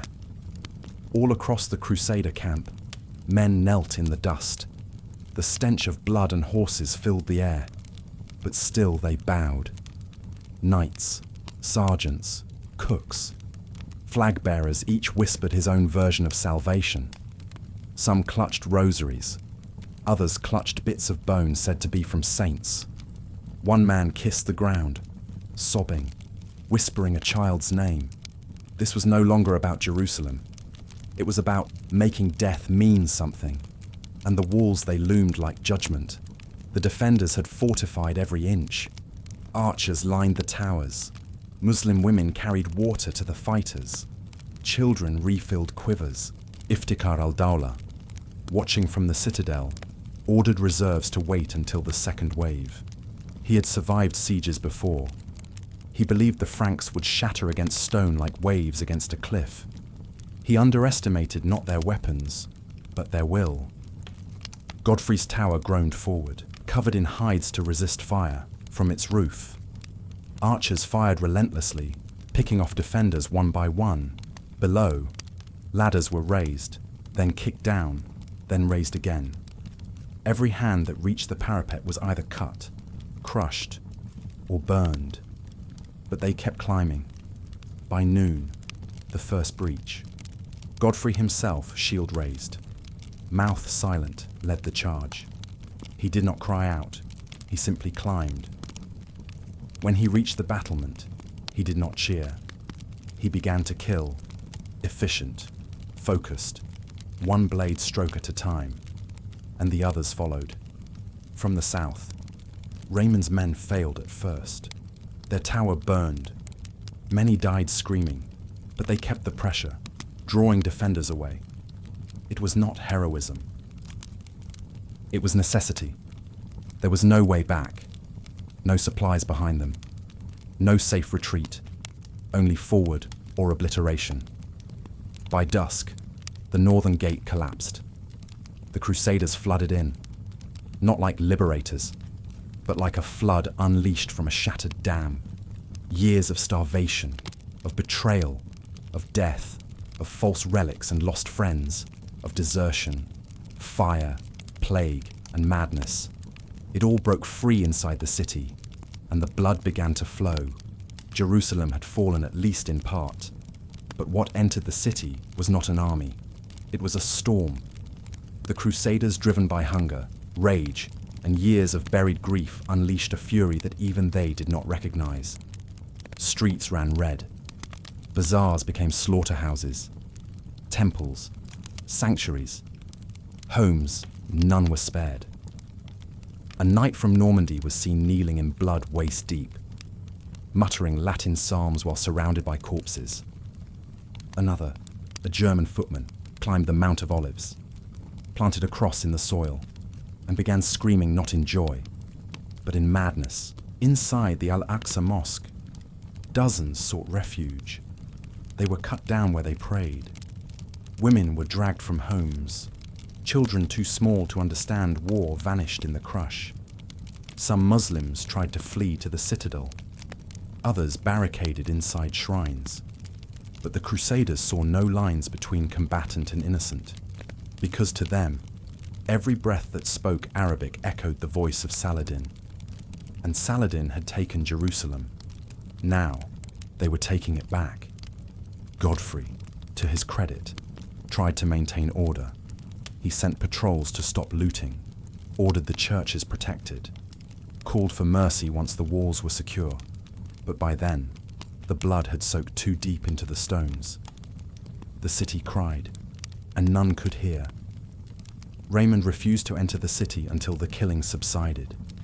He camped outside the gates, praying, weeping.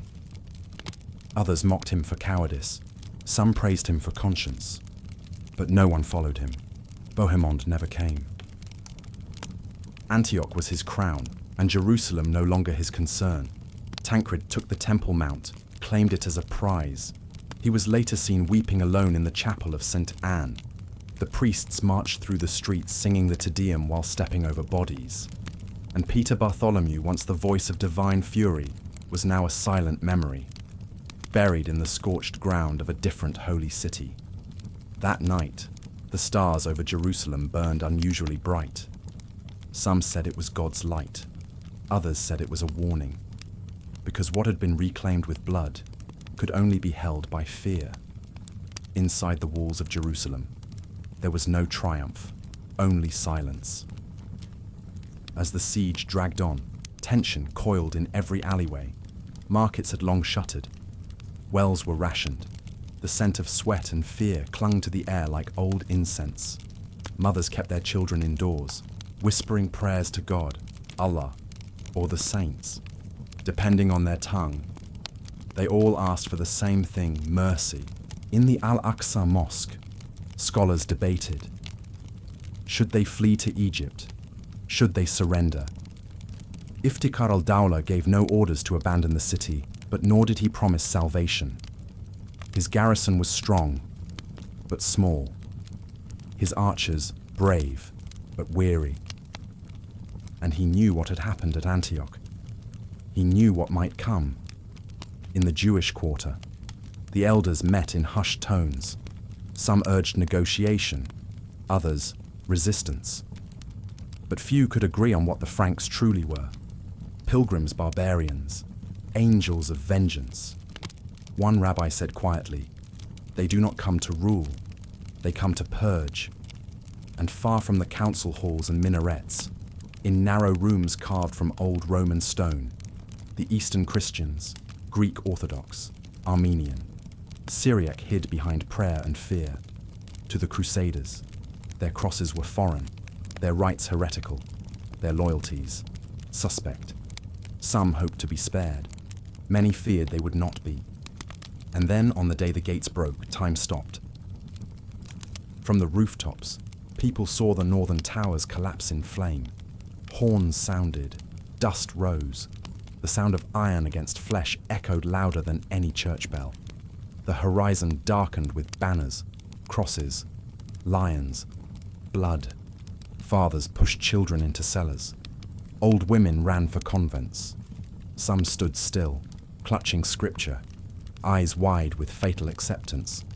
They had always believed Jerusalem was holy ground. Now, it became a killing ground. Not with a sword raised high, but with a child's hand pressed against a door that wouldn't open. And behind it, the storm was coming. Jerusalem, crown of dust, sword of light. Jerusalem, July 15th, 1099. At first, there was only the crash of stone and the creak of splintering wood. Then screams. The northern wall had broken. The Crusaders poured through like a flood released from heaven or perhaps hell. There was no cheer, only steel, only blood, only the thunder of boots on ancient ground. They did not pause to kneel. They did not look to the heavens. They moved with the force of prophecy twisted into vengeance. For 2 years they had marched, starved, and buried brothers. Now they had reached the end. Not salvation, judgment. The defenders, desperate, tried to rally, but they were outnumbered, outmatched, and surrounded by men who had crossed a continent for this moment. Some fell fighting. Others fled through alleys that led only to fire. Within hours, Jerusalem became a tomb. Tancred's men breached the Temple Mount. There, among mosaics and prayer rugs, history collapsed into carnage. The blood was said to rise to the ankles of men on horseback. Whether true or not, it was enough that someone believed it. Godfrey rode through the carnage with silence carved into his brow. He tried to stop the killing, called out in Latin, then in broken Greek. Some listened, most didn't. Even he knew it was too late. The rage had been caged too long. Now it roared through every sword. The Jews had locked themselves in their synagogue. The doors were set ablaze. The Eastern Christians hid in churches, praying in tongues the Franks could not understand. The mosques became charnel houses. No relic was safe, no child spared, no cry answered. And yet when the killing stopped, when the sun set over towers stained in shadow, the Crusaders knelt, not in shame, but in victory. They had taken Jerusalem, with fire, with blood, with silence, and as they sang the Te Deum beneath the dome of the rock, now turned into a shrine of conquest. One could almost hear a whisper on the wind. God was not here, only man, and he had come to conquer. Doi jai la fantiep theokwa part 4. Loi kitiep tuktu, sauki Jerusalem that tu. Xoai sau, vau kam ksuk hau chien. Suhin than kwa motratu, muatam thoi. Vanoi trong rongvang vongkwa, nong bok tuong jan huom mau. The next morning, the city did not wake. It groaned. The Crusaders walked its streets in silence, stepping over corpses, past still burning homes. Some looked lost, others triumphant. A few knelt and kissed the ground, not out of reverence, but disbelief. This was Jerusalem, the end of their long, broken road. And yet there was no joy, only exhaustion. Godfrey of Bouillon was offered a crown. He refused it. He would not wear gold in the city where his saviour wore thorns. Instead, he accepted the title, advocate of the Holy Sepulchre, a protector, not a king, at least in name, in truth. He now ruled what remained of Jerusalem, a husk of stone filled with prayer and blood. He set about restoring order. Markets reopened slowly. Water was rationed. Churches were re-sanctified. Crusader banners were raised atop towers once marked by the crescent moon. Priests held services in shattered chapels. Hymns echoed through courtyards that had, days earlier, drowned in agony. But beneath every lit candle was shadow. There were not enough men to hold the city. The garrison was thin, supplies thinner. Most of the Crusaders, now that their vow had been fulfilled, wanted to return home. They had done what they set out to do. Jerusalem had been taken. Now, they wanted to see their families, hold their children, rest, but the Holy Land was not finished with them. Even as Godfrey walked the ramparts, rumors began to stir. Fatimid reinforcements were marching north from Egypt. The city might fall again, and if it did, there would be no second miracle, no second army, and there was more. Inside the walls, resentment simmered. The surviving Muslim population was forced into quarters under guard. Eastern Christians, those not slaughtered in the confusion, found themselves distrusted by both sides. Jews had vanished. Few could say how many were dead, or fled, or hiding. The holy city was not united. It was fractured. Like the sword of a saint, broken in use. Some knights stayed, swearing loyalty to Godfrey. Others left, their souls hollowed by what they had seen. One wrote, "We won heaven, but lost something in ourselves." Pilgrims began to arrive again. They came barefoot, tearful, holding crosses to their chests. They wept at the Holy Sepulchre, unaware of the blood still seeping through its stones. For them, this was redemption. For the men who had taken it, it was something else. There were no great feasts, no parades, just the sound of prayer and the memory of screams. This was the cost of divine victory. And in the quiet, as night fell over towers that no longer burned, one thing became clear. They had taken Jerusalem, but whether they had saved it was another matter. In the weeks that followed, Jerusalem became less a city than a crucible. The walls were patched, the gates reinforced, but no one truly believed it was secure. The Fatimids still lingered in the south. Raiders circled nearby villages. Even inside, peace was a myth. It had to be enforced with steel. Godfrey spent his days moving between councils and consecrations. He re-established Christian governance, appointed Latin bishops to Eastern churches, distributed lands to loyal lords. In theory, this was the beginning of a new kingdom. In practice, it was a desperate gamble. Most crusaders had already begun their return to Europe. Some departed without a word. Others threw farewell feasts, drinking until dawn in the shadow of ruined mosques. They left behind a skeleton army barely enough to guard the gates, let alone defend the kingdom. But Godfrey stayed, because he had not come for glory. He had come for Jerusalem, and now it was his burden. He walked the city often, alone, observing, remembering. He passed the church of the Holy Sepulchre, where the blood had finally dried. He paused at the Temple Mount, where Tancred's men had slaughtered those who sought sanctuary. He looked at children playing in alleyways, unaware that just days earlier, the stones had burned. Sometimes he prayed, sometimes he simply stared, and though he wore no crown, though he called himself no king, all who looked upon him saw something heavier than gold upon his head. They saw a man haunted by salvation. Yet outside his citadel, the world turned. In Europe, the news of Jerusalem's capture spread like wildfire. Bells rang from Paris to Prague.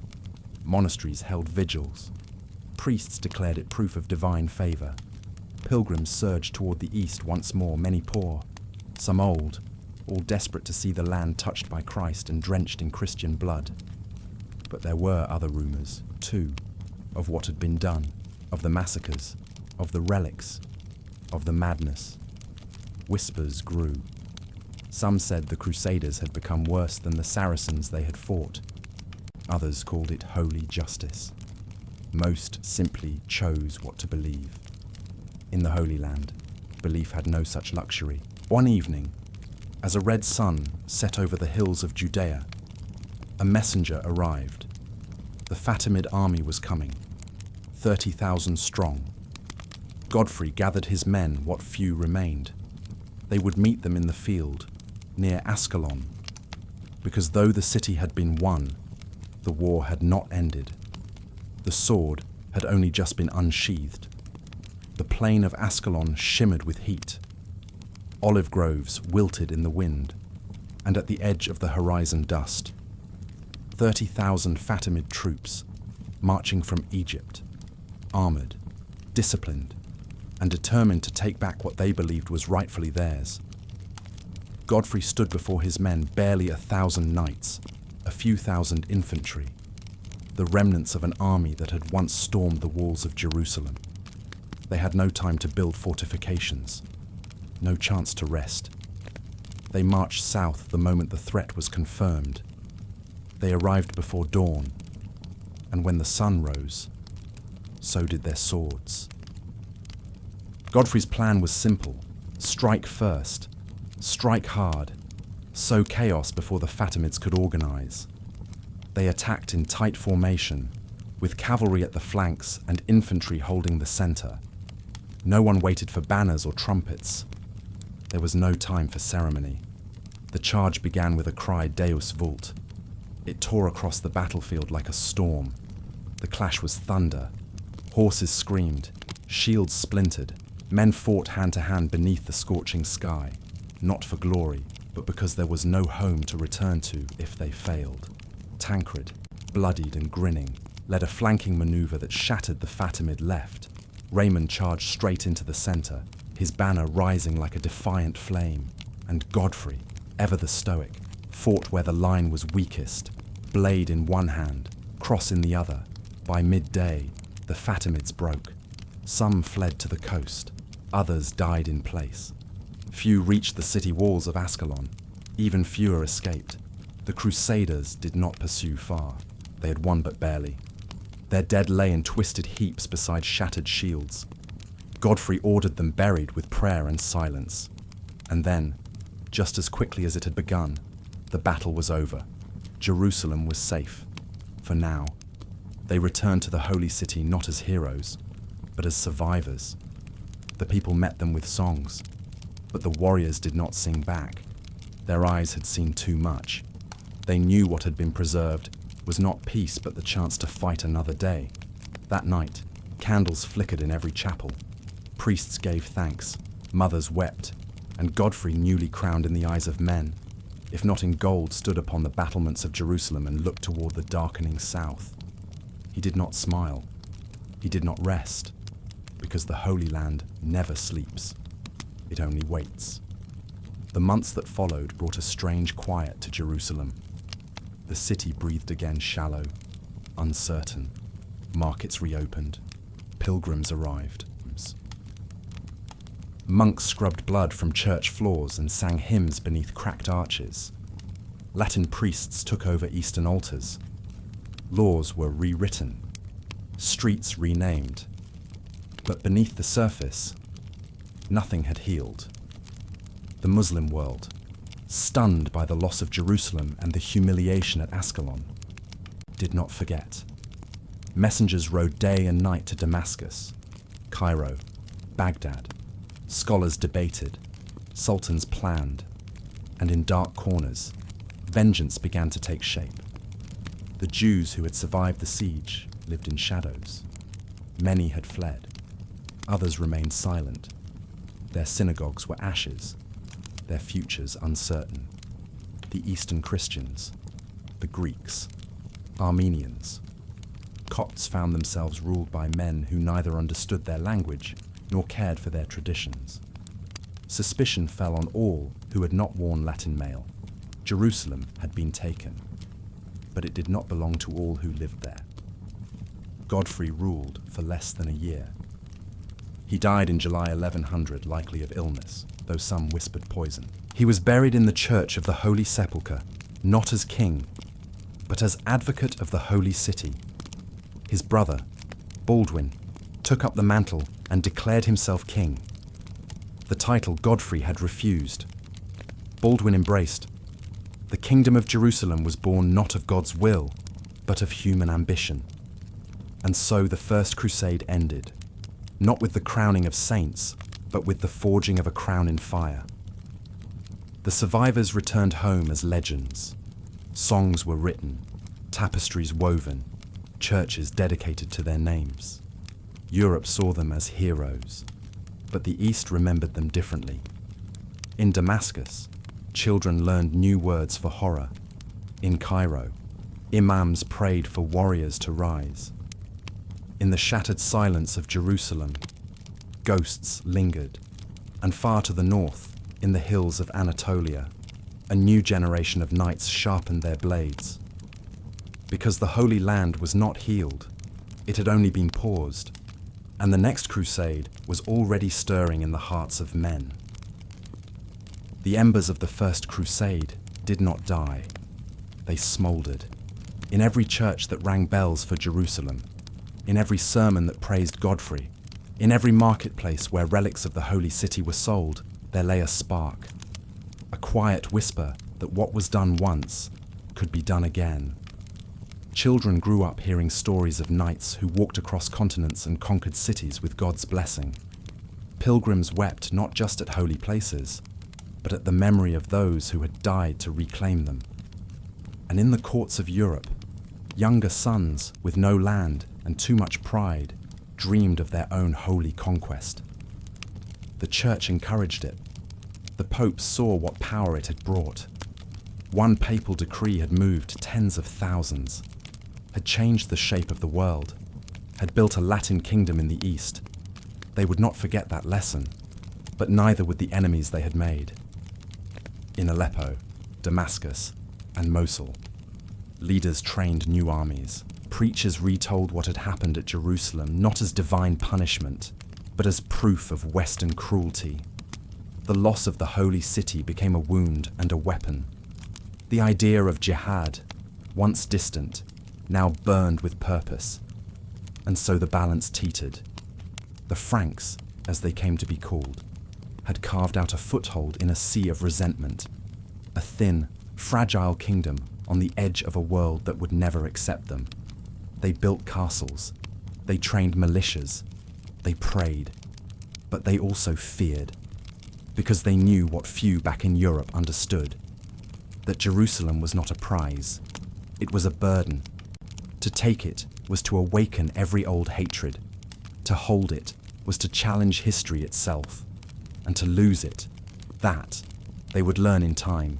But for now, in the ruins of conquest and miracle, the Crusaders lit their candles, donned their crosses, and stood in the land they had named holy, not as saviors, but as survivors, awaiting the next storm. When Godfrey died in 1100, Jerusalem held its breath. There was no time for mourning, no grand funeral, just a hasty burial beneath the church of the Holy Sepulchre and a silent prayer muttered by exhausted men.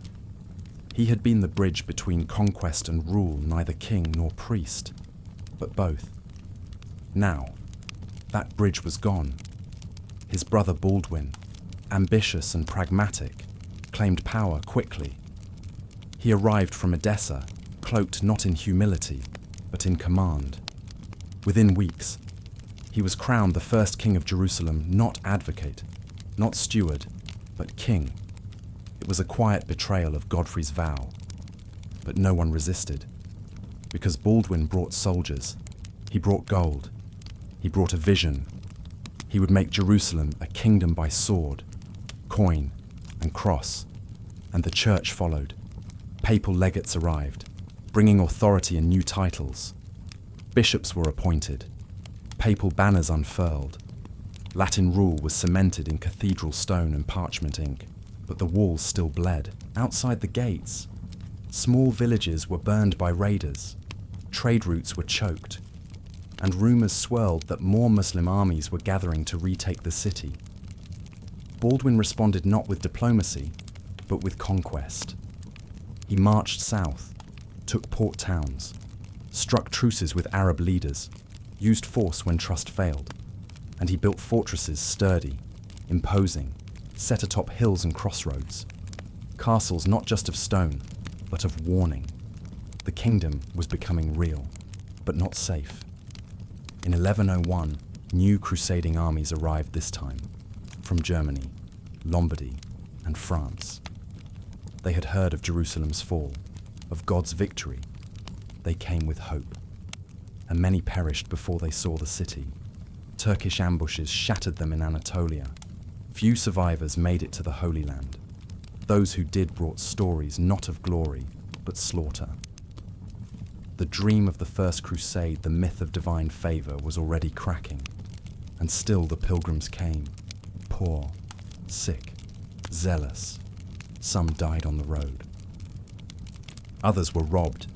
A few reached the city and kissed its stones, only to collapse from disease days later.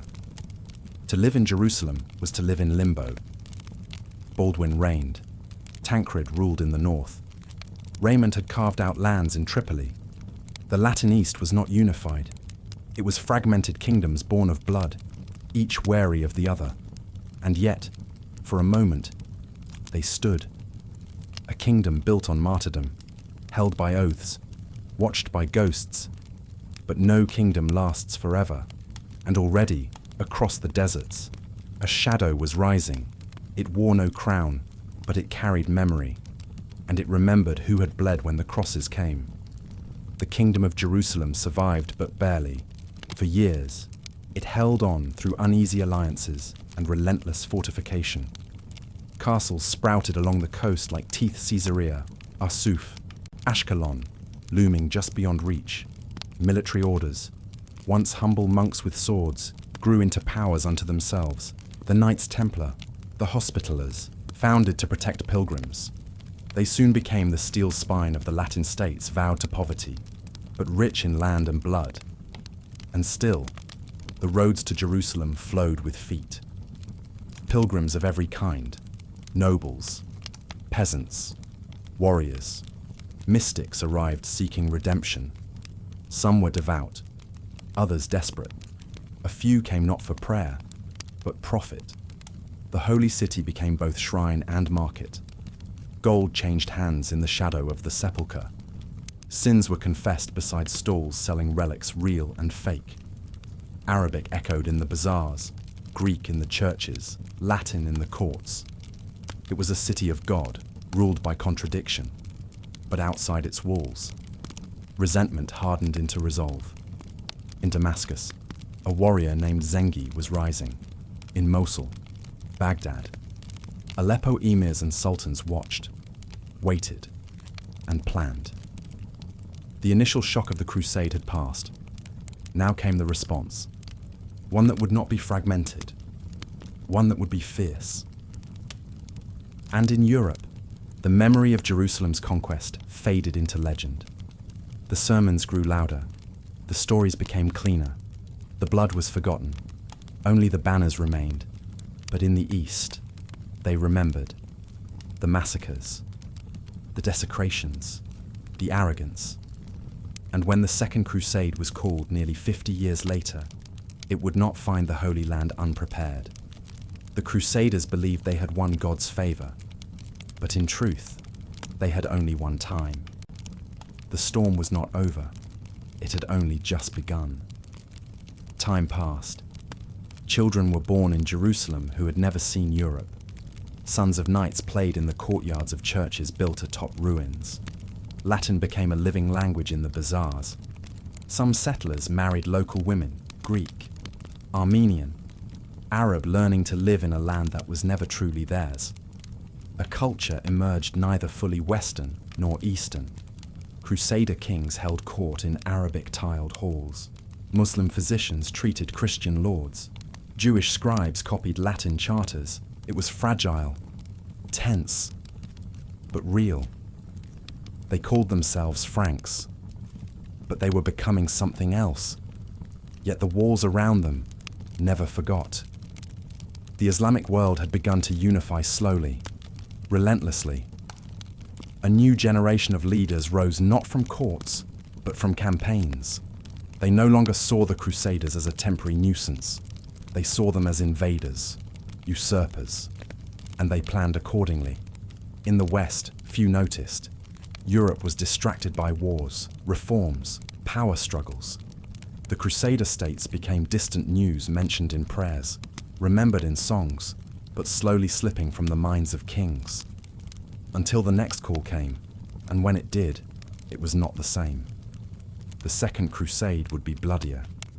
The third would bring legends. The fourth would bring shame. But here, in the ashes of the first, stood a silent city. Its stones washed in blood, its gates repaired with fear, its people divided by faith, united by history. And in the heart of it, the sepulchre remained, empty, cold, and waiting. They called it peace, but it was only the eye of a storm. In the years following the First Crusade, the Kingdom of Jerusalem reshaped itself not into a land of saints, but a garrison of survival. Soldiers became settlers, priests became judges, castles became capitals, and faith became law. The Latin Church replaced the Greek patriarchs. Orthodox rites were suppressed. Arabic inscriptions were chiseled off walls. Mosques were turned into churches. The Dome of the Rock was reconsecrated as a Christian chapel. A land once shared in tension was now ruled in dominion. But not everyone fled. Many Muslims remained, especially in rural villages, where life continued in the rhythm of crops and prayer. They paid taxes, lived under Latin law, and endured suspicion. The Jews who had survived returned slowly, some rebuilding their shops, others disappearing into silence. And the Franks, they were a people between worlds. They imported wine, olive oil, and armor from Europe, but wore linen like the Arabs. They built Gothic arches over Byzantine foundations. They prayed in Latin, but cursed in Greek. Their children learned to ride and to recite psalms, yet also to watch the hills for raiders. It was a land of tension masked as routine, and it required defenders. The Knights Templar were founded in 1119, less than 20 years after Jerusalem fell. At first, they were humble, a dozen knights sworn to protect pilgrims. But quickly, they became something else. Warriors with papal protection, bankers, diplomats, executioners, the Hospitallers. Originally a healing order, soon took up arms too. And then came others, the Teutonic Knights, the Order of St. Lazarus. These were no longer monks. They were institutions, powers unto themselves. And sometimes they answered not to kings, but only to God. Baldwin ruled until his death in 1118. His successors continued the expansion, conquering towns, forging treaties, sometimes marrying local nobles to keep the peace. But peace was fragile. The emirs of Aleppo and Mosul watched. They saw the castles rise. They saw the Frankish patrols. They saw the pilgrims in silks who came not to fight, but to gawk. And they prepared. In the night, whispers moved faster than armies. About a boy in Tikrit, a leader to come, a man who would unify the Muslim world, not through fear, but faith. His name was not yet known to the Franks, but soon it would be, and one day it would echo louder than even that of Godfrey. Saladin. Before Saladin, there was Zengi. In the Muslim world, the Crusades had first been seen as an anomaly, barbarians from the West, savage and unsustainable. But by the mid-12th century, it became clear they were not leaving. And so the emirs adapted. Zengi, Atabeg of Mosul and Aleppo, was not a man of compromise. He was brutal, calculating, and utterly focused. In 1144, he stormed the city of Edessa, one of the four great Crusader states. It was the first major Christian defeat since the capture of Jerusalem, and it shattered the myth of Latin invincibility. In Europe, panic spread. Edessa had been one of the original gains of the First Crusade. Its fall proved that the cross was not immune to the crescent, and so the Second Crusade was called led by kings, blessed by popes, sung in cathedrals. It failed, and in that failure, something shifted. The Muslims saw hope, the Franks saw fragility, but in Jerusalem, life went on. Pilgrims still came, markets still opened, Latin lords still debated over wine and scripture, but they fortified harder. They married local women to secure bloodlines. They grew more suspicious of their own Eastern Christian subjects. Walls got taller, trust got thinner. And as Zengi died and his son Nur ad-Din took over, the tide turned further. In Damascus, a boy named Yusuf was being trained in both sword and Quran. He was quiet, disciplined, thoughtful, not a warlord, but a servant. He studied history, memorized hadith, honored the Prophet not in word but in patience. His uncle was Shirkuh, his mentor, Nur ad-Din, and soon, the boy from Tikrit would rise, not through ambition, but through necessity. Because the dream of the Crusaders had peaked. Jerusalem stood. The Latin kingdoms endured. But in the east, a wind had begun to shift. A wind that spoke of unity, justice, and vengeance. And its name was Saladin. In the years that followed, the Latin kingdom flourished, but not in peace. It flourished in steel. Borders were sketched not with ink, but with blood. Treaties were signed in exhaustion. Castles dotted every hilltop stone guardians watching desert trails and coastal roads. Monks became merchants. Knights became princes. Priests became kings. And always, the cross loomed above. But so too did the sword. In the east, Nur ad-Din unified Aleppo and Damascus, an act thought impossible for decades. Under his banner, holy war was redefined, not as fury, but as duty.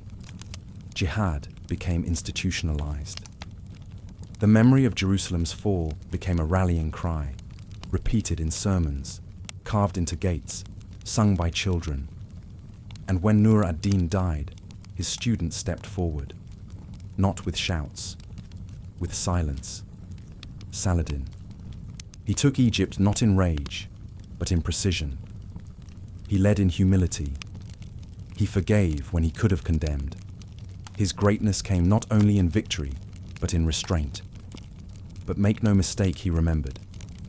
Jerusalem was never forgotten, and as Latin kings bickered over trade and inheritance, as Templars grew corrupt, as pilgrims argued over relics and rites, the storm gathered.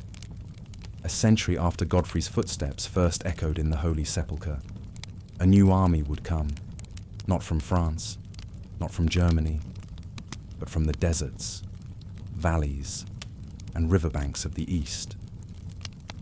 And it would not seek to conquer, it would seek to redeem. The dream that had begun in 1096 with fire and faith would face its reckoning, not in sermons or in songs, but on the battlefield once more. And as the sun set behind Jerusalem's golden dome, it waited, not for another king, not for another pope, but for the man who would take it back. Saladin. Jerusalem remained silent, not from peace, but from knowing. It had seen prophets. It had seen conquerors. It had been washed in oil, in tears, and in blood. The stones had held the feet of Christ, the hooves of Roman legions, the sandals of caliphs, and now the iron of Western knights. But it knew this too would pass. Nothing built on vengeance ever lasts. The Latin rulers clung to their prize. Baldwin's successors ruled with might, but not majesty. Courts divided, nobles quarreled. The unity that had taken a miracle to forge melted slowly under the weight of gold, pride, and complacency, and far away. Saladin watched. He did not rush. He listened. He negotiated with caliphs, defeated rivals, wrote treaties in Arabic that bore the mark of prophetic patience. He waited not for weakness, but for certainty. And when he moved like prophecy. Cities fell to him not by rage, but by resolve. Armies defected. Emirs swore loyalty, from Cairo to Damascus, from Mosul to Mecca. The call was no longer scattered, it was one, and it spoke a single name, Jerusalem. And so the circle began to close. The city once seized in madness would be reclaimed in discipline. What was once won in blood would be taken back by vision. And as Saladin's armies gathered and his banners stretched like waves across the hills of Galilee, one truth stood clear. The Crusaders had carved their kingdom in faith. Saladin would answer with destiny. The trumpets would sound again. The walls would tremble. And the holy city would once more be tested, not by which side possessed it, but by who deserved it. And history would watch. They ask me what it was like. Jerusalem, the taking of it. They ask as though I had touched the hand of God. But I remember the flies, and the stink, and the screams that didn't stop when the sun went down. They think it was glorious, that we marched with angels and bathed in divine fire, that the holy city opened its gates to righteous men and miracles. No. We tore it open with wood and steel. We burned its doors. We broke its children. We sang hymns in halls soaked with blood and called it grace. I remember a boy 10, maybe screaming in Arabic as he held his father's corpse. I remember a priest who stumbled over Latin blessings while looting gold chalices. I remember how some men killed until their arms ached, then wept as they knelt before the sepulchre. We believed God would make us pure. But war doesn't cleanse, it stains. And the stain never fades. They built churches where mosques once stood. They brought in relics, crowned kings, wrote new laws. They said this was the kingdom of heaven. But heaven doesn't ask for walls, or taxes, or swords. Only men do, and I was one of them. I stayed. I married a widow whose language I never fully learned. She taught me how to plant olives. I taught her how to sharpen a blade. Our son grew up in 2 tongues, fearing the next army more than the last. Now I sit under a cracked arch, watching pilgrims walk past with their bright eyes and hopeful songs. They ask me what it was like. They want tales of glory, but I give them silence, because no tale can carry the weight of what we did. Only this city remembers, and she does not speak. She endures. Some nights, I still hear them. The men I buried, the ones who never came back from Antioch, or Dorylium, or the walls of Jerusalem itself. I see their faces in dreams, not angry, not holy, just tired, just young. And I wonder, sometimes, what they died for. We said it was for Christ, for the cross, for the sepulchre. But the cross is still stained, and the sepulchre is still empty. I've seen pilgrims kiss the stone, weeping. I've seen merchants haggle over relics beside the tomb. I've seen children born in this city who never heard of Rome or Paris, only of Saladin, and of when he will come, because they say he will come. They speak his name in the markets, in the mosques, quiet but firm. Even some of the Franks whisper it now, curious, half fearful, half admiring. He is not like the others, they say. He doesn't rant, he doesn't revel. He waits, and waiting, in this land, is its own kind of war. I've lived long enough to see the glory fade, to watch the heroes turn into governors, and the saints into politicians. The kingdom we carved has walls, yes, and churches and taxes, but it has cracks too. Cracks wide enough for history to slip through. We used to ride under banners that said Deus vult, God wills it. But now I wonder, what if God willed something else? What if all this blood and fire was not a path to heaven, but a test? And what if we failed? I plant my olives. I sharpen my tools. I mend my son's sandals when the straps wear through. He asks me about Europe sometimes, about snow and wolves and castles with moats. I tell him it was cold, but not as cold as this land when the killing stops and the silence begins. He doesn't understand yet. But one day, he will. Because this city teaches all who live here, even those who come with swords. My wife says I talk in my sleep. She hears me muttering names, prayers, sometimes screams. Once, I reached for a blade that wasn't there, just a wooden bowl beside the bed. I apologized, but she only looked at me with that gaze women have when they've seen more than they'll ever say. She carries her own ghosts. I see them in how she watches the horizon at dusk, in how she never asks about the war, but always knows when I remember it. Our son, now nearly a man, wants to be a scribe, not a knight, not a priest, a scribe. He wants to write down things, real things. He says words outlive swords. I told him that's not always true. He smiled, then asked if I'd ever read what they write about us back in France. I haven't, and I won't. Because the stories they tell are for those who need comfort, not truth. The truth isn't glorious. It's not clean. It doesn't wear a white tunic with a red cross.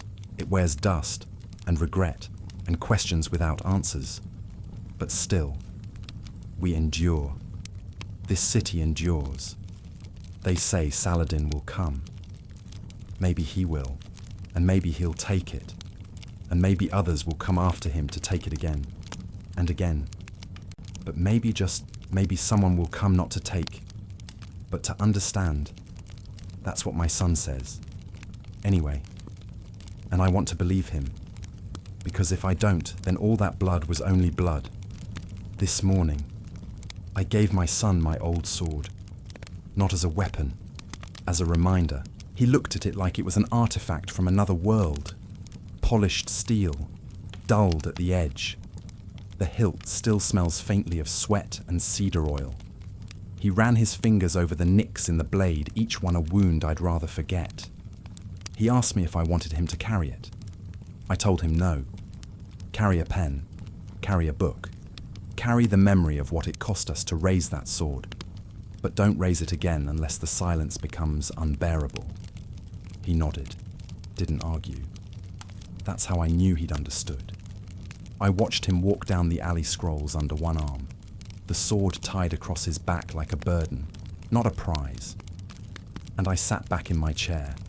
The sun was rising over Jerusalem. Light spilled down the dome. Birds stirred in the rafters. And for the first time in years, I let myself believe that maybe, just maybe, the next war might be the one we don't fight.